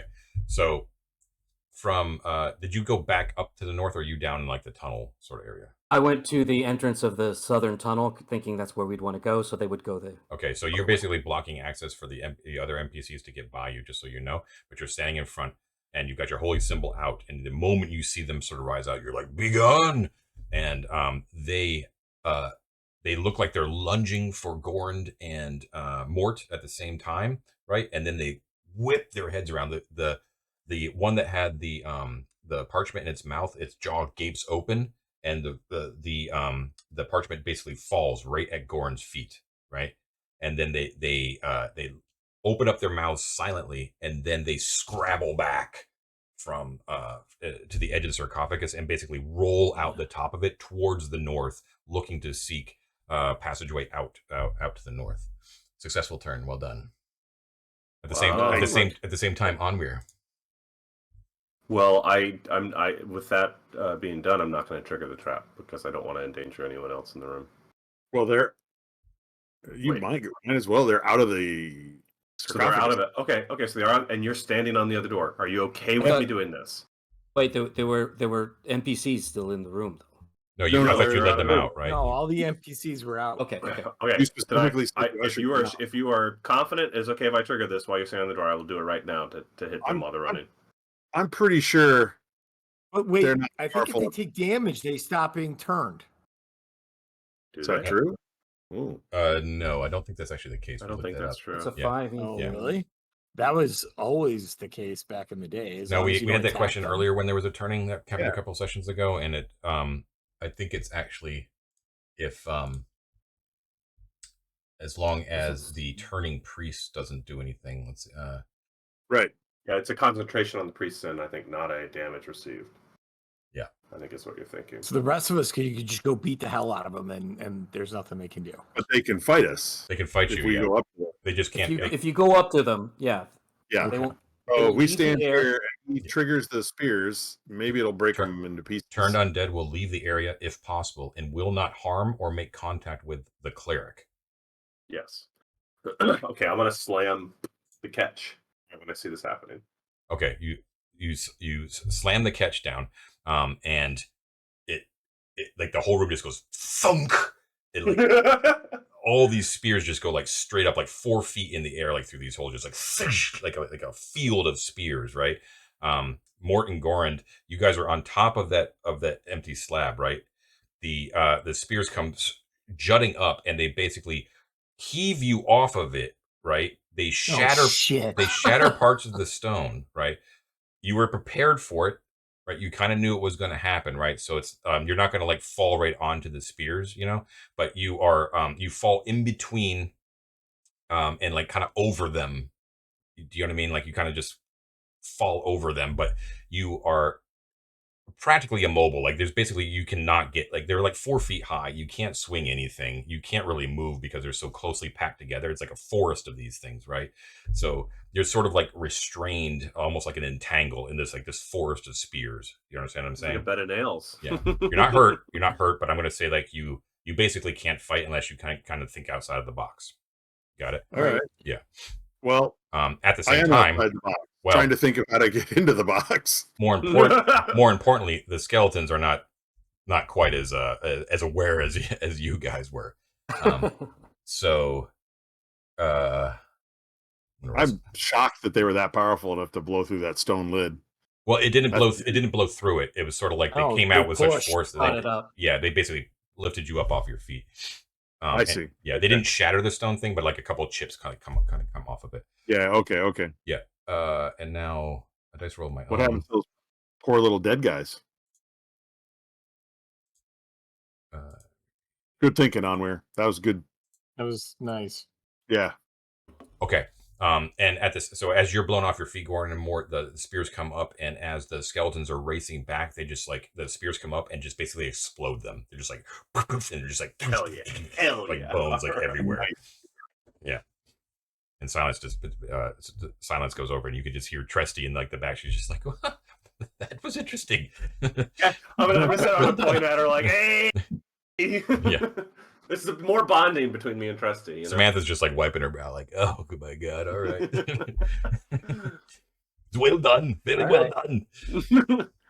I don't want to know what happened to his ex-companions' corpses, which are even more eviscerated at this point, I imagine. Oh my God, that's true. Yeah, they're definitely like Vlad the Impaler, just like midway in the air, just impaled on them. Yeah. We're sorry. I pick up the scroll that came. I pick up the scroll that came out of the skeleton's mouth and landed at my feet. Okay. And I hand it to Onweir. Onweir, you open it up, and you can see that it is magical writing of some sort. I can't read it. But you can't read it. Can I put it in my scroll case? You sure can. Maybe a priest can read it. Onweir, let me take a. Maybe I should take a look. Yeah. It seems. Oh, that's true. Yeah. Let me give it to you. It's almost as if I can do. Priests aren't magic. It is, unfortunately, it is the language of arcane magic. Anathema to one such as yourself. Oh yeah, it smells like old mummy. Then I'll put it in the case. Now, by around the time where you put that in your case, the spears they go and ratchet back into the floor, leaving behind a number of silver coins that look very similar to what Onweir had picked up. Yeah, I want nothing to do with it. What's in the sarcophagus? In the sarcophagus used to be apparently two skeletons. Nothing else is in there. Oh, bugger. Okay. You want to do a close search of it real quick? Rather get the other lid off. Yeah, I mean, I'll do the other lid as well, but yeah, just point of order. Whatever you want to do first. Okay. The other lid? That was the evil one. I don't want anything to do with the evil one. Can I do the same thing again? Ready to trigger it if I need to. They're gonna lid, etc. Yep. Just repeat this. Repeat John, the same thing. I can't remember. But Did we decide that I can turn as long as it's a different encounter? I can do it again. A different, yeah, basically just- once per encounter. Yeah, that's what we kind of did. So, So I have another one in the chamber. no, Does it still count as the same? it still counts as the same. Like if there's something else here, yeah. If it's a room. if it's a, I would say like I don't. a wholly separate like room or obvious scene or encounter, then Okay. you can cast again. And if it's a different type of undead, you could also cast again. Okay, well then I'll be ready if something else comes out then. Gotcha. Okay. Well, let me just ask then, though: do we want to do that? Right? Is it worth triggering this last trap? If he can't turn, if he hadn't been able to turn the undead, we'd be like up to our shit right now. Okay, so I can do the 10-foot pole and then trigger it if something comes out. How about that? Yeah, but we're standing right there. No, I'm saying don't Yeah. stand there. I do a 10-foot pole. Oh, Push I the see. lid off, and then if anything comes out, I trigger. You doubt Again. you doubt that you have the strength to push that lid off with just a 10-foot pole. It's like What if it's two like of us were doing it? yeah, 2 people would do it. We only have the one pole. You break my pole, we're host. We just we leverage one corner and then we go to the other corner. We sort of. Right.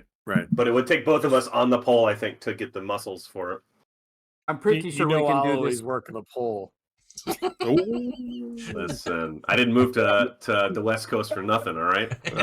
Yeah, baby. All right. I'm I'm pretty right. sure there's a way we can Opening. do this with my ball of twine. I just haven't thought of it yet.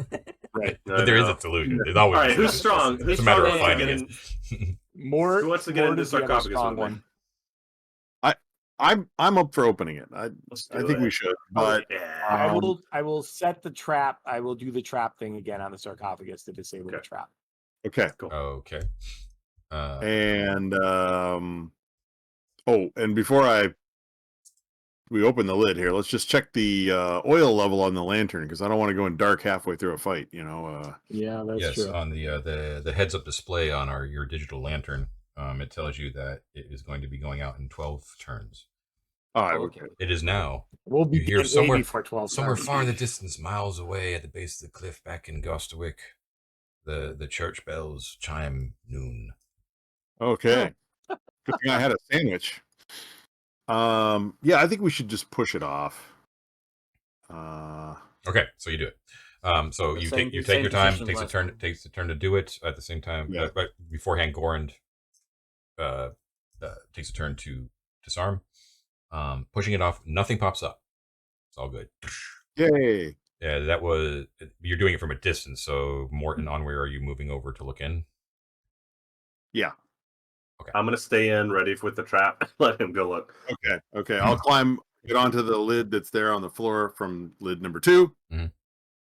And Peering I'll look in, inside. you see that there is another mummy wrapped, and it is got it is actually clasping what's it called? Do you know what I think it's called a waz stick? The little like candy cane Scepter thing. that they held. A waz scepter? Yeah, actually, let me pop over to Owlbear so folks at home can see. You see The candy cane one? this. Yep. Ah, candy cane one. Oh, that looks very comely. But it's the mummy is basically got his arms crossed across its chest, and in like an Yeah. Osiris pose, right? But only in one hand. It's holding a waz scepter, but that scepter is made out of one solid piece of jade. Ooh. And so I'm gonna ponder the scenario here a little bit. I'm looking at that mummy. He's not looking back at me. He's not moving or twitching. Does it look like he's got a very firm, strong grip on the scepter, or a very desiccated, very old, dried up hand grip on the The scepter? latcher. Yeah. I'll pull my Gladius out and prod the hand and try to move it off of the scepter. It looks like it's like flimsy as all get out. You know what I mean? Like The arm. the Okay. hand, yeah. So I'll just, flip it off. Yeah, you could do that. Or should I whack it off? No. I'll whack it off, then I'll flip it off. So yeah, it kind of falls to Oh. the side, and the scepter itself sort of like rests loosely on the thing's chest. I'll ponder it for another, watch it for a little bit longer, and then I'll sheathe my sword and reach in and grasp the scepter. It's okay. Everything, you pick it up, seems like solid jade. It's very, Nice. very, very David, fine make. You gonna, Yeah. David gonna teabag the corpse again? Listen, I'm not going to teabag the corpse. listen, What I feeling confident now that things are in a stable situation. Will ask to borrow the gladius or something sharp. I guess I could just do it with my hands and repeat the activity of checking the eyes and the mouth. Okay. Oh, I'll hand you a dagger. You're not using Sure. my. I'll just. Okay. In there, you don't see. There's nothing there in that one. That's just like a desiccated face. You know what I mean, basically. You check his cornhole? One other. Oh, I have to Check go his grab my prison pocket. I have to go grab my front door. But one question before I do. Do I see any vials that might be holding organs or anything like that adjoining the mummy within the sarcophagus? Good question, but no, unfortunately not. Seems to be Does just the chest cavity seem deflated or like there's contents inside? Does that make sense? You can't tell. Like Can I? It looks like Jesus. a typical like desiccated, Yeah. like sunken in. You can see like the rib cage sort of. This is getting real medical. This is getting real medical for him real quick. But I'm gonna take Gladius and I'm gonna do a quick like bisection. Oh, you're not using my gladius. No. I'll use dagger. a dagger. I'm gonna do a quick bisection down, like from the xiphoid process. Yeah. Right at the peak of the rib cage. Yeah. Down and see if there's anything in there. Gotcha. Okay. It's a little gruesome, but it's just like dust and nothingness in there. That's yeah. Okay. You don't find anything. Okay, I'm gonna give up on that. I'm gonna do it on the prior corpse, and then I think I'm done. Okay, that's good. Same deal. Same deal. You don't find anything. That does take a turn, Okay. however. All right. There. If you look deep within there, David, you might see a little stain on your soul. I put my arm in, I lift it up and go, "Hello, Gorand." That's rough. Mort, you that was stick. If you want to take it, it takes up a slot. Okay, so I'm going to just. I'll be right back, guys. I'll Okay. pick up the scepter. Go over to my sack and drag it out of the room, and then I'm going to sit down and I'm going to eat my one ration that's occupying a slot and free up a slot by having another sandwich. Okay. If everyone hangs around while Mort eats, it's gonna take another turn. He can eat on the road. I can eat Dude, fast. It's too bad we don't have.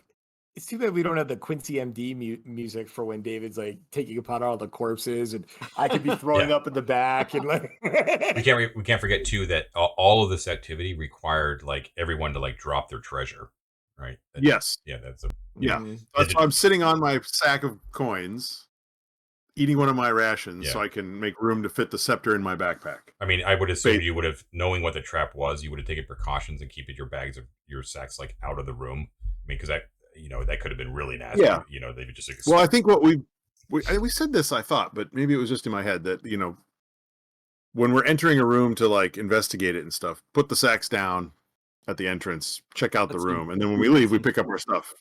Okay, that's fine. We can do that. Because I know we did that for the Room of Heroes. That's fine. So no one is messing with the silver pennies that exploded outwards from the skeletons. Just a question. Just a question, team. Do we want to have this be our tithe to the little halfling guys? Oh, really up the ante on the evil coin thing for the halfling? I'm down with that actually, but I don't want to touch them. That's the kind of shit you touch that and your fingers go black and fall off, man. No way. Speaking of which, Can we take like Avaricios, a bag? And... You're not looking good. You're not feeling great at all, Avaricios.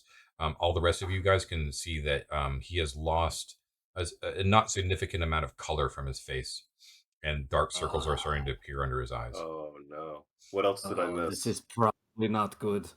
This is from him drinking out of the fountain, I think. Onward. I think probably so. Gotcha. Yeah. Okay. So Mortal put an arm on or a hand on his shoulder. Are you feeling all right there, F? yes, what is wrong with you, priest? You do not look well. I don't think the water is sitting quite as well as I would have hoped. Yeah. You Might got be the time to Pharaoh's play. revenge, you think? Pharaoh's revenge. Maybe this is it. I don't know, but I do not feel good. Well, I trust in the halflings, and we are almost out of here. We almost got free. We just have to traverse across a couple of ropes that I'm sure are still there, Oh no! and then across the Great Chasm, and then we'll deal with the halflings, and then we are up the stairs, out the pyramid, and home free.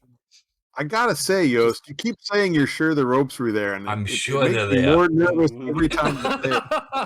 They are the nicest people. You can't go wrong when you deal with I know. halflings. I heard a I think they're story. going to charge us to get the ropes back. I think they're going to have a fee. So yes, Well, I think this is going to be one of those, give me the idol and I'll throw you the whip situation. Oh, yeah. Of course. Now it gets very, very cramped in here. So if you have claustrophobia, I do not recommend it. But you have little choice. There's a very small natural tunnel right here, as you can see. It goes down about 60 or so feet to the south before it opens up into the Great Chasm. Oh, sorry. I don't want to delay us too much. All these other coins were scattered everywhere. Did anyone ask to look at one up close? I did ask that while you were gone. No one wanted to fuck with it. Can I because I have the other one? Can I just like hold one of them against each other and see if they look identical or not, or if they look like mine special? They do. They look like old, ancient Arcantian silver pennies. You're already cursed, dude. Do you want to pick those up so you can give them to the halflings? I'm debating. I mean, You touch the first one. If your fingers fall off, it's all on you. okay. Do we have any of black spare? spot. Do we have any spare leather pouches? Because we pulled a bunch from the room, right? I don't know. I only took one to replace the one I left behind. I took a nicer one. You didn't. My coin purse is full of ashes right now, so I can't put them in that. I don't know. I have nowhere I could put them. I'm out of sacks too. Well, I'm out of sacks. They're pennies, like they're coins, right? Yeah. So I mean, until you get to 100, take they don't take up anything. Okay, I'll take them. So okay, How many are there? So you have two, or you didn't take it? You're gonna pick them all up Oh, I don't know. How many are there, John? I'm just gonna keep the one I have and move on. on the ground. There's 26. Oh, if you could hold those in your hand, Yeah, put them in your mouth. put them in your pocket. Never put coins in your mouth. You can do that trick and just keep them behind your ear. This is a weird thing to ask. I'm delaying this too much. Real quick, real weird thing to ask. If I put the coin I already have up against my eye, does anything happen? No. If I replicate the position that I was in? No. Okay. What if you die? Because if he dies, should we put the coin in his eye and wrap him up and stick him with his I'm sure it's just a matter of time. We'll find out. Whatever. I'm gonna take all 26. Fuck it. Why not? Okay. All right. I just want to say, David is imbibing cursed coins. Matt is coughing up bits of his lung. Mort and I are standing there being like, can we go now? This is the scene in any horror movie where Matt wanders around to the corner and peels off like part of his neck or something like that, revealing scales underneath it. Don't give And then him just more hides it ideas. And then hides it from everybody. And he's, I'm fine. Yep. So Onward, you need to mark down that you have actually 27 ancient silver pennies. Each of them is about the size. Each of them is about the size of a dime. Okay. Got it. All right. So did you write down that necklace that you grabbed? Yep. Okay. I wrote down scepter. Okay. I wrote down screwed. Good. Yeah. Smart. Come on. Okay, so Let's go. How about this corridor heading south? Right. Okay. So Wait, so it's one person wide, right? Yeah, and everyone probably except Mort, even Gorand probably has to like duck down a little bit as you kind of squeeze through through this what appears to be. Are you going first, Gorand? Actually, it looks like it might have been hewn in the same manner that you kind of figured that secret passageway that you found behind that panel was hewn, right? So it's just like it's not necessarily natural. It's just like really rough, right? Didn't we hear the halflings mention that the goblins are digging tunnels? They were excavating and trying to come up from where they were into the halflings' territory, according to the halflings. The halflings say that they're in our territory from a different level, right, from down below. I'm wondering. Okay, Anyway. And I will go first. I will go first with the lantern. Okay. Okay. I'll go right behind and him with the 10-foot pole, and I'm really sorry for you that you said that, because I'm going to crop dust the tiny tunnel the entire way that we're going through. it'll smell just like Mama's cooking. Okay, so I don't want to determine the marching order for like a huge party like this, but what's most important is I need to know that Goran is in front with the and Goran has the light, right? No. Yeah. Okay, and then other than Goran that, has the light, right? Yes, that's what he just said. Yeah. Goran has the light. Okay, so you move 60 feet, generally southwards in this rough tunnel that's very very narrow. Let's see here. And so that includes the first 10 feet, right? 10, yeah, 20, 60 feet total for the tunnel. 50, 60. Okay. You're moving very slowly, so I'm going to say a turn basically occurs as and now when you get to about 50 feet or so down there, you start to you feel like a breeze start to roll over you, like a cool wet breeze that just kind of smells of mustiness and ancientness. And then so that's Goran's crop dusting. That's Goran's crop dusting. Exactly. Yeah. Every second step you hear a squeak. Goran, your lantern light explodes outward as you peer out into the vast Great Chasm of Arden Vul on all sides of you as you kind of come to a stop, and you tell everyone sort of behind you to hold up. And you look that generally to your right and left, the chasm goes in a from the northwest to the southeastern direction, basically like that's the sort of rift that it kind of creates, and it's massive. Like it goes like way beyond like your lantern light on either direction, and it's so vast that even across the chasm you can't see the other side. All right. Is that line I've got kind of more or less right, John? Let me scroll up for the folks here as well. Yes, exactly. Yeah. Okay. And however, you do see something interesting, and you see that there is a couple of pythons that have been like directly on the side of the chasm, like out from the tunnel where you are. To your right, there is a python, and there is a rope that is tightly fastened to it, and shining your light to the right, so towards the northwest, right, Goran? Like around the corner, you kind of peek your head out. You can see that rope continues on along the wall, attached to pythons, for at least 30 feet before it goes off into the darkness. Okay. So it's not going across the chasm; it's following the wall of the chasm. Yes, which tracks with what Jost told you. He told you that they threw grappling hooks over. They towards a section of the chasm that had like creepers on it, like creeping vines, where there was some sort of round portal. And at that point, they attached rope along pythons to traverse across the wall of the chasm in order to, when they saw that there was a tunnel leading out, right? That's how what Jost did. And this tracks so far, you see the pythons and the rope that goes off into the northwest. Now, sort of like that, John. Correct. You got it. Okay. You can't see the other side clearly. However, Goran, you do see that if you drew a straight line directly west for about let's see, 1, 2, 3, 4, 6, about 70 feet-ish, more or less, there is a small source of flickering light coming from directly across the chasm, right at your eye level. Okay. So you would say, like, if that light is stable, that is the width of the chasm where you're at. It's about 70 feet. That is a massive, massive rift, right? And of course, when you kind of peer down with your lantern, you see like nothing. It's just like an abyss, right? And it stares back at you. So something like I'm immune to abyss. like right there's a flickering light, John. Yes, like that. You got it. Yep. Okay. John, I would like to warn the people behind me and say it's going to be dark for a minute. Just bear with me. And I'm going to shutter the lantern and let my dark vision kind of like adjust. and then see if I see anything else, because the lantern light is only like a 30-foot radius, right? Oh, that's correct. Yeah. Okay, so I just want to try and see if I see anything with dark vision outside of what the lantern light shows me. Okay. So It's literally the second time I've used dark vision in this entire campaign. that's a good plan. I see what you're saying.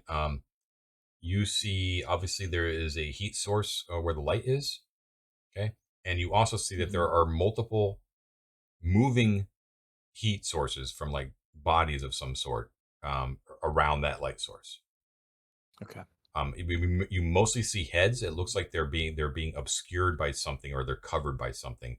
So like below the head, but you see them sort of moving around. Behind, didn't Yort mention a wall that the halflings were hiding behind? did. The debris wall. Yes. The debris wall. Now, as your light goes out, Gorn, 1 second, David, sorry. You hear a hello out there. Hello, coming from the It's light. on you, Goran. Coming from who? From the light source. Oh, okay. Friend or foe? Friend, travelers in the great darkness. Name yourselves. Yost. All right. Oh, I will, David. 1 sec. I'm going to be like, my name is Gorand Blackhood. If you be the halflings that we think you are, we have met several times before. I travel with Jost of Dalton's Darlings, who passed this way several days ago. To ya now. And you can hear that the voice now is kind of like there's a sense of laughter in the voice. You're like, I remember you, and you recognize it as Roz Kelly's voice. Ah, and Roz, is that you? Phlebotomist, look what we have here. Gentlemen, ladies, turn on your light again so we can see you. I turn on the light and I kind of aim it at me, right? And John, is there enough of a ledge for us to file out of the tunnel? Unfortunately not. It's just Okay. like you, basically. Okay, got you. We can't quite make you out over there, but it looks like you've managed to find your way back. Welcome. Jost, was it? I remember you, strapping large man. Yep. Jost is jammed in the tunnel behind me a little bit. I'm not sure if he can hear you. He did say that you had provided conveyance across the chasm. Did he now? Well, that's very charitable of him to assume that the conveyance is still there. I'm afraid it's no longer a possibility. Very well. We'll take our treasure and go another way. Have a good noonday lunch. And I shutter the lamp. Fear you're not going to be finding your way anytime soon. Look, we have warmth here. We know that the exit's out there. We know you're looking to get back out of there. I can hear it in your voice. Exhausted, tired. Absolutely, but you just said that you didn't provide conveyance across the chasm, so I guess well, we did at one point. We could again, of course. We asked something quite simple, of course. Would you wish to return to safety? And just ask what would that fee be? A pittance. A pittance. Just toss your weapons into the chasm, and then, of course, promise to relieve yourself of all of your worldly goods into our hands, and your lives and safety awaits beyond the pyramid. No thanks. See you later. I very loudly say into the tunnel and be like, halflings aren't willing to deal, boys. Let's go another way. I can't believe it. Those sons of beaches, they betrayed me. He like yells at me. Like, I'm going to get you, Plumfo, and I'm going to wring your neck. Jost, I can hear you over there. Well, I'm afraid that you might be the last of your band. I've seen neither hide nor hair of Dalton, nor your companions. May I, Mr. Gordon? Sure, go ahead, Mort. Yeah. The goblin will crawl up between the dwarves' legs there and get up to the edge. So, if I may, in the interest of economic negotiation, you have made an offer. Were you willing to entertain a counteroffer? I can't quite see how many cards you're holding, but I'm always up for a good tale. Well, I grant you that you do have the advantage of us on matters regarding rope and conveyance across chasms. Of course, if we choose to not take your fine offer and we go elsewhere, you get nothing. However, if we find a mutually agreeable arrangement, then you get something. We'll always get something. You are under some sort of mistaken impression that you're the heroes of your own story. I assume that you're the only ones adventuring down here. Not true. You think you're Fair playing point. Dungeons and Dragons 5th edition, don't you? No, I assure you If that's we were not the playing case. D&D fifth ed, I'd be flying across the chasm, bolting them as I came. There are plenty of Yeah, more yeah. fools to take gold from. We can spare. We can spare. We'll be fine without yours. Gentlemen, ladies, I do wish you the best of luck on the eastern side of the chasm. And I do hope we speak again where you can regale me of the tales of what treasures you found so that I may relieve you of them. You're hilarious. These guys are definitely going to die. Oh, I'm yeah. sorry. Sure. Crawl back into your- side. You see, Now now you're all you're on doing. my side. All you're doing is seeing like black shapes against like the light there, right? Like these small like little heads, basically. You know, because it's 70 feet away, and they're like shouting. Yeah. He's like shouting. Right. Just to make it clear, like sort of what you're picturing here. He's like, so crawl back into your hole, little worms. Well, you know, I hear what you're saying. We are definitely the heroes of our own story. Granted. But you know what they say: one in the hand's worth two in the bush. There we go. Is that how you humans say it? I think that's how the humans say it. I take personal so you- offense at this saying now. Oh, I do beg your pardon, Father.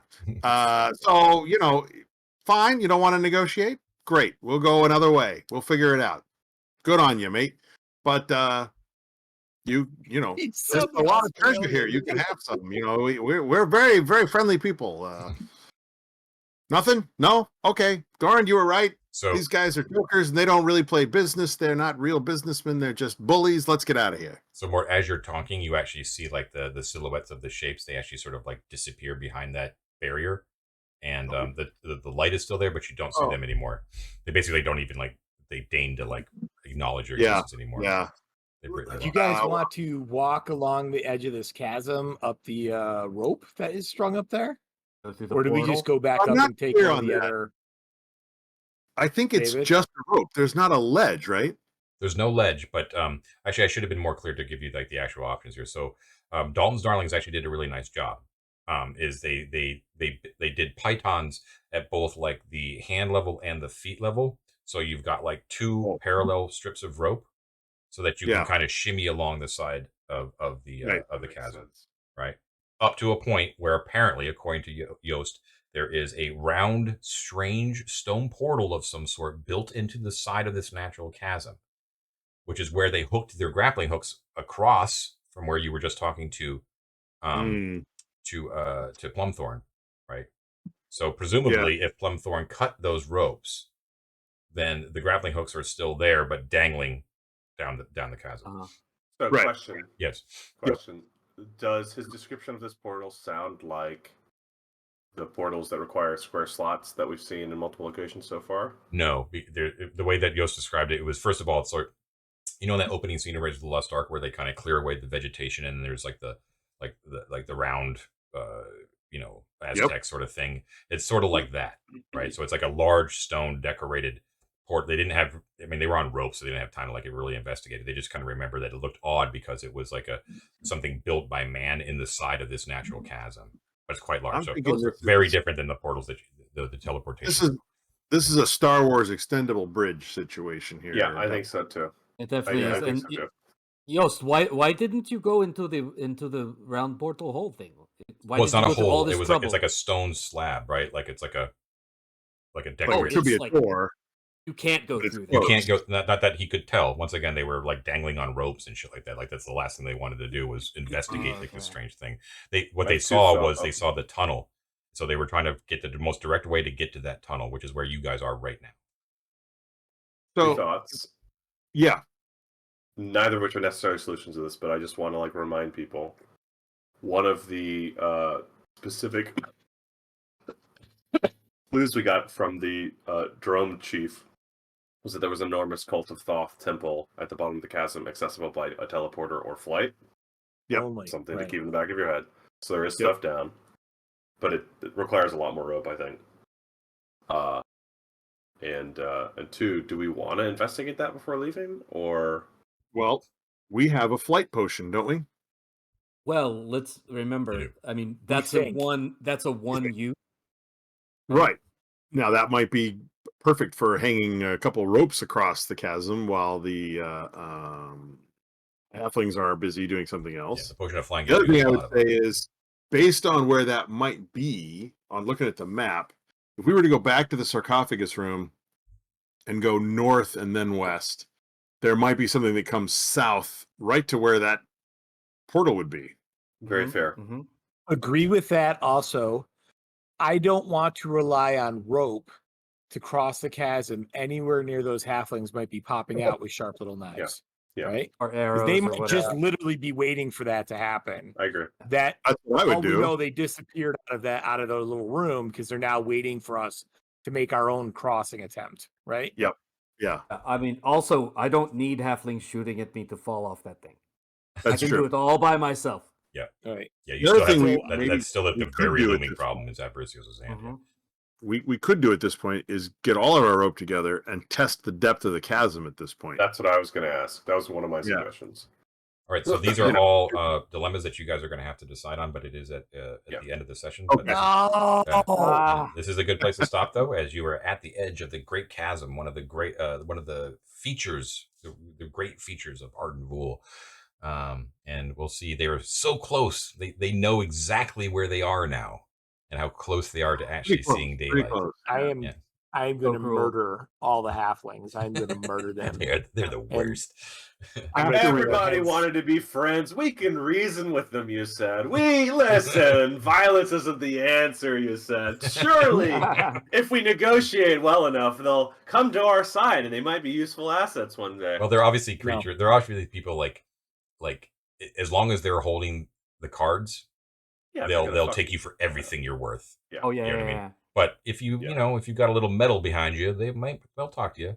But you guys were not you were not in a position to bargain. Well, So- I'm going to tell Jost that I don't feel great. If things don't turn up, take a turn for the better. Please, when we do get the cross eventually, use my body to beat the shit out of those. That's not what I thought you were going to say, but it's I like it. I like the will do, sentiment. priest. You just take care of yourself. You're not looking good at all. I will do what I can. I feel like a He's fool. turning, dude. I apologize to turning. all of you officially for saying that I'm placing my trust in those damned halflings. But I will Yeah. relent. I gotta say, man, I thought you were a little naive, but I am a little naive. I don't know what that words mean, but I'm pretty sure that's what I am. okay, yeah. The only part of Jost that is little. Exactly. All right, guys. Oh, That was super fun, as always. We'll leave was it great. there until next time. Everyone, you've been watching 3D6 Down the Line. Please don't forget to like and subscribe. As always, pass on the word. And everyone have a great week in the meantime. We will hope to see you again soon. Have a good one, everybody. Bye-bye. Thanks, John. Bye. Bye. Thanks, I know. John.